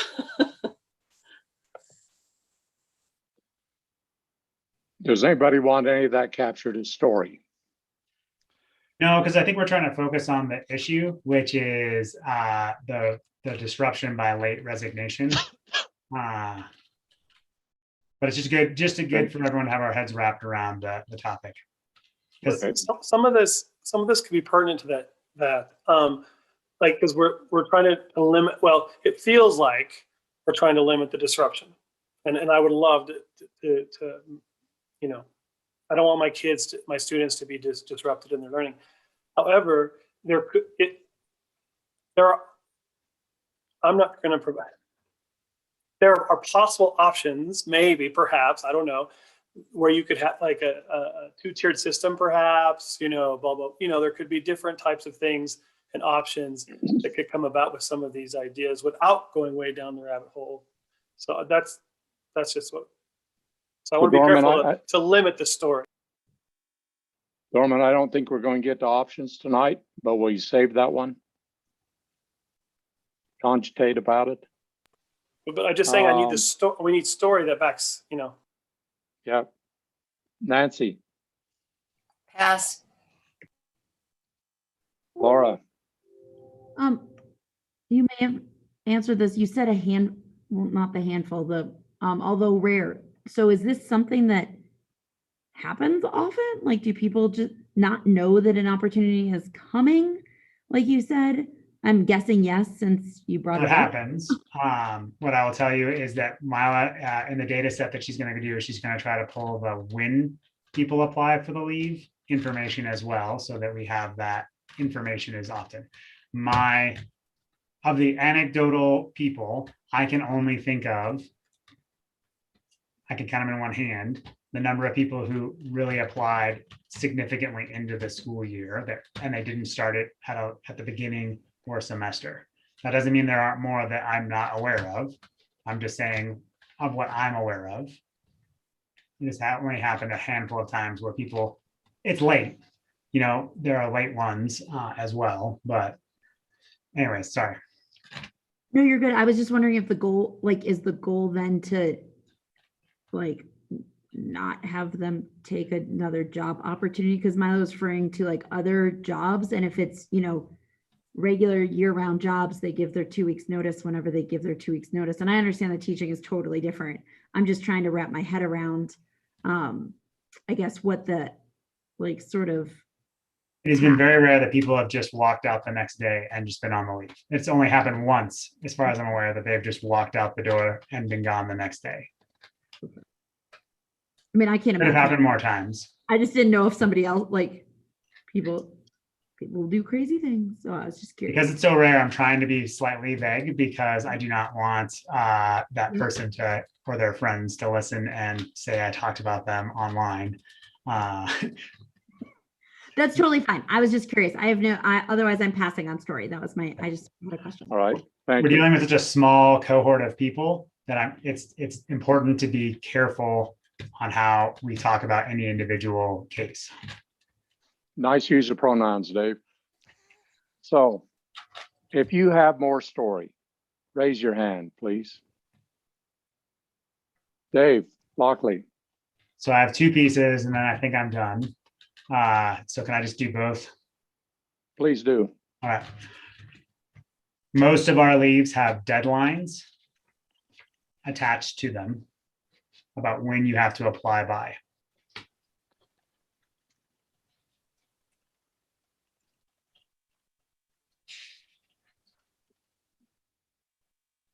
And second, in our TA language earlier this session or this IBS year, we set a 30-day, if it was an internal transfer, that the notice had to be a 30-day notice unless otherwise mutually agreed to. So they had to give 30 days notice to their current employer, their current building, in order to take that transfer.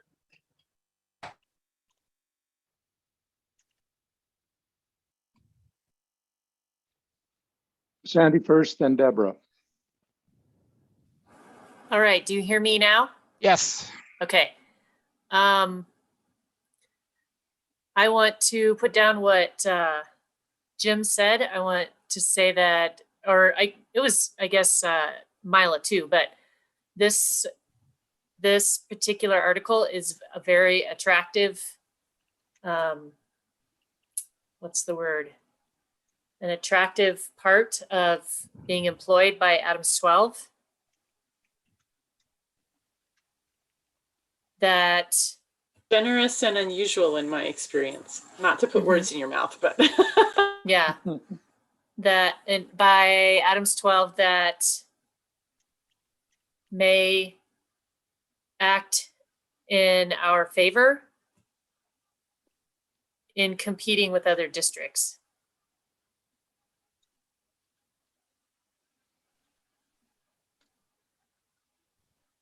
Deborah.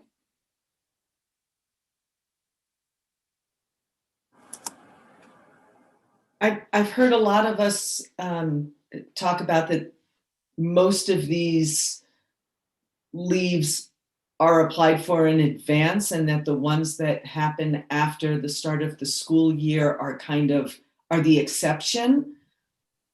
And we've talked a lot here as a team that do we really want to write language for the exceptions, or do we want to deal with those separately? So I guess for story, to put it into story, I would say something like, I don't know, can we do a question as a story, as part of story? Let's put it up and let's Nice. see what it is. Yeah. Right. Well, my question would be, do we really need to make changes for the exceptions? So I don't know if that's truly story or not, but. It's a question and we'll put it in story unless somebody objects. Thanks. Anyone else have more story they'd like to add?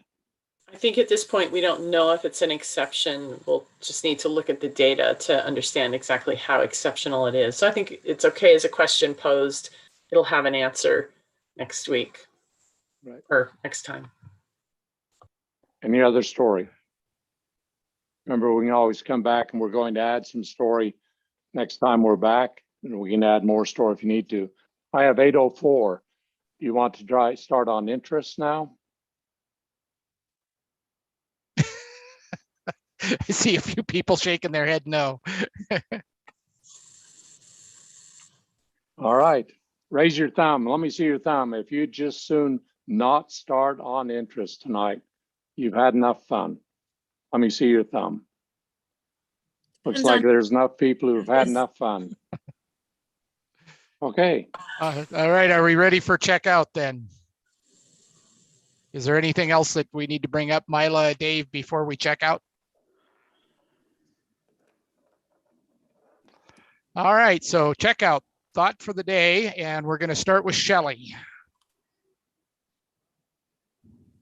It feels like we got a lot accomplished tonight. I feel like our agenda was a heavy load and we did some good work.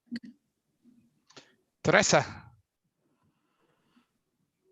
I agree with Shelley. I feel like we accomplished a lot and that felt really good, especially in a time when things seem a little complicated.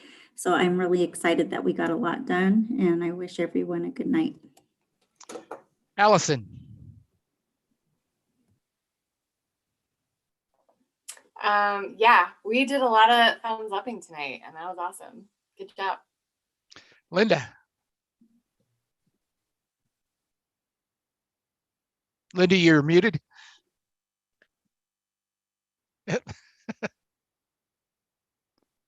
You're still muted.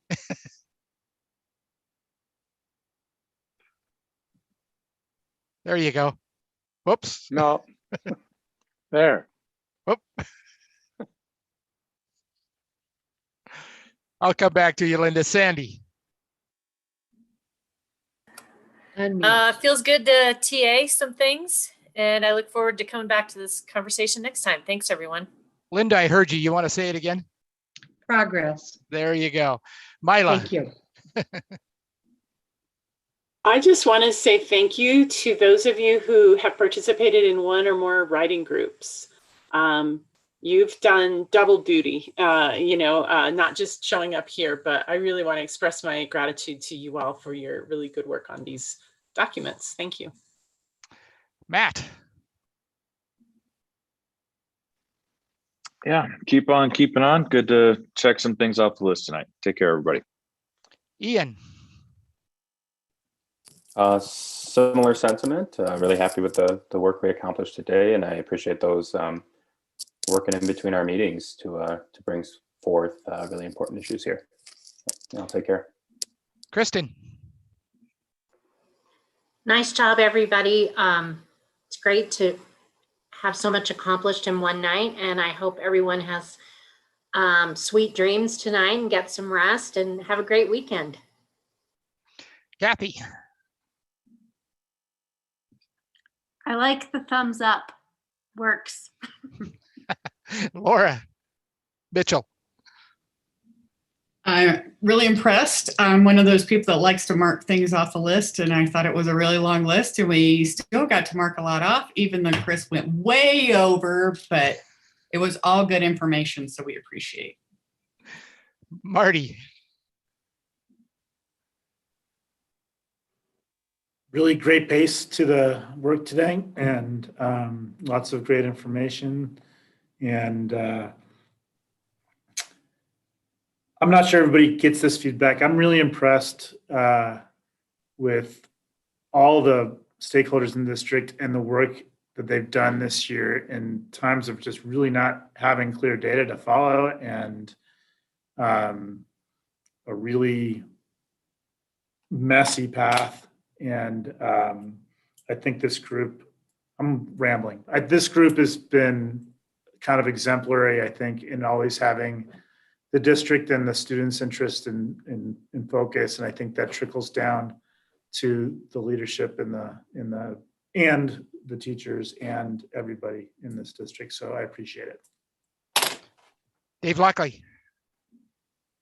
To say something similar to Marty, the advantage or disadvantage of COVID is that you can jump into almost every bargaining session in the state right now because almost all of them have chosen to move online. And I've been doing that a bit. If you want to understand how better this group operates and how this process operates, spend about 15 minutes listening to one of those. And then you'll understand that there's a reason why we are still smiling and we get so much work done, even in the midst of chaos. So thank you. Laura Leppy.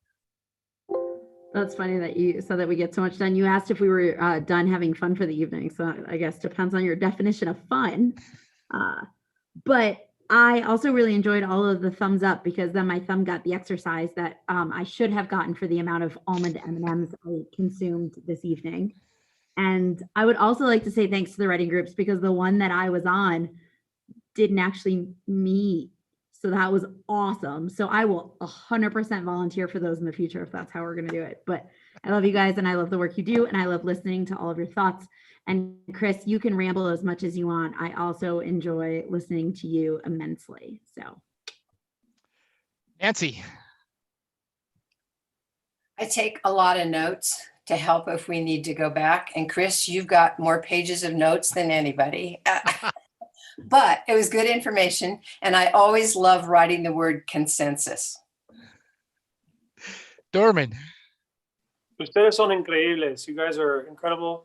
It's been a good night. Thank you. Chris. I just have a lot of gratitude when I do a compare and contrast historically around things like this initial discussion around dollars and cents of money and the trust and respect and collegiality, the willingness for people to comfortably ask questions, just dramatic strides from where we were 8-9 years ago. Bo. Yeah, I agree. Don't think you can help but feel gratitude for this team and its work and the writing groups, the sentiments that shared it. Really is a privilege to be on this group. And I have to say, we started and we found out at the beginning of the call that there's a lot of interest in craft cocktails among this group. And Marty made the suggestion that maybe I should provide them. And then I found out that I could actually take a year off and get into that. And then maybe make a decision for myself. So I'm going to let that marinate a little bit. Chris, don't get too worried. I'm not quite there yet, but I'm wondering. Heather Espinoza. No one can follow that up. So Yeah. I'm just gonna say, great work. Thanks for your time. Go team. And Bo, we're looking forward to that. Shelley. I started. Do I have to go again? Yeah. Oh, you started. I'm sorry, Shelley. I had you up on the top and dropped you down. I apologize. Deborah.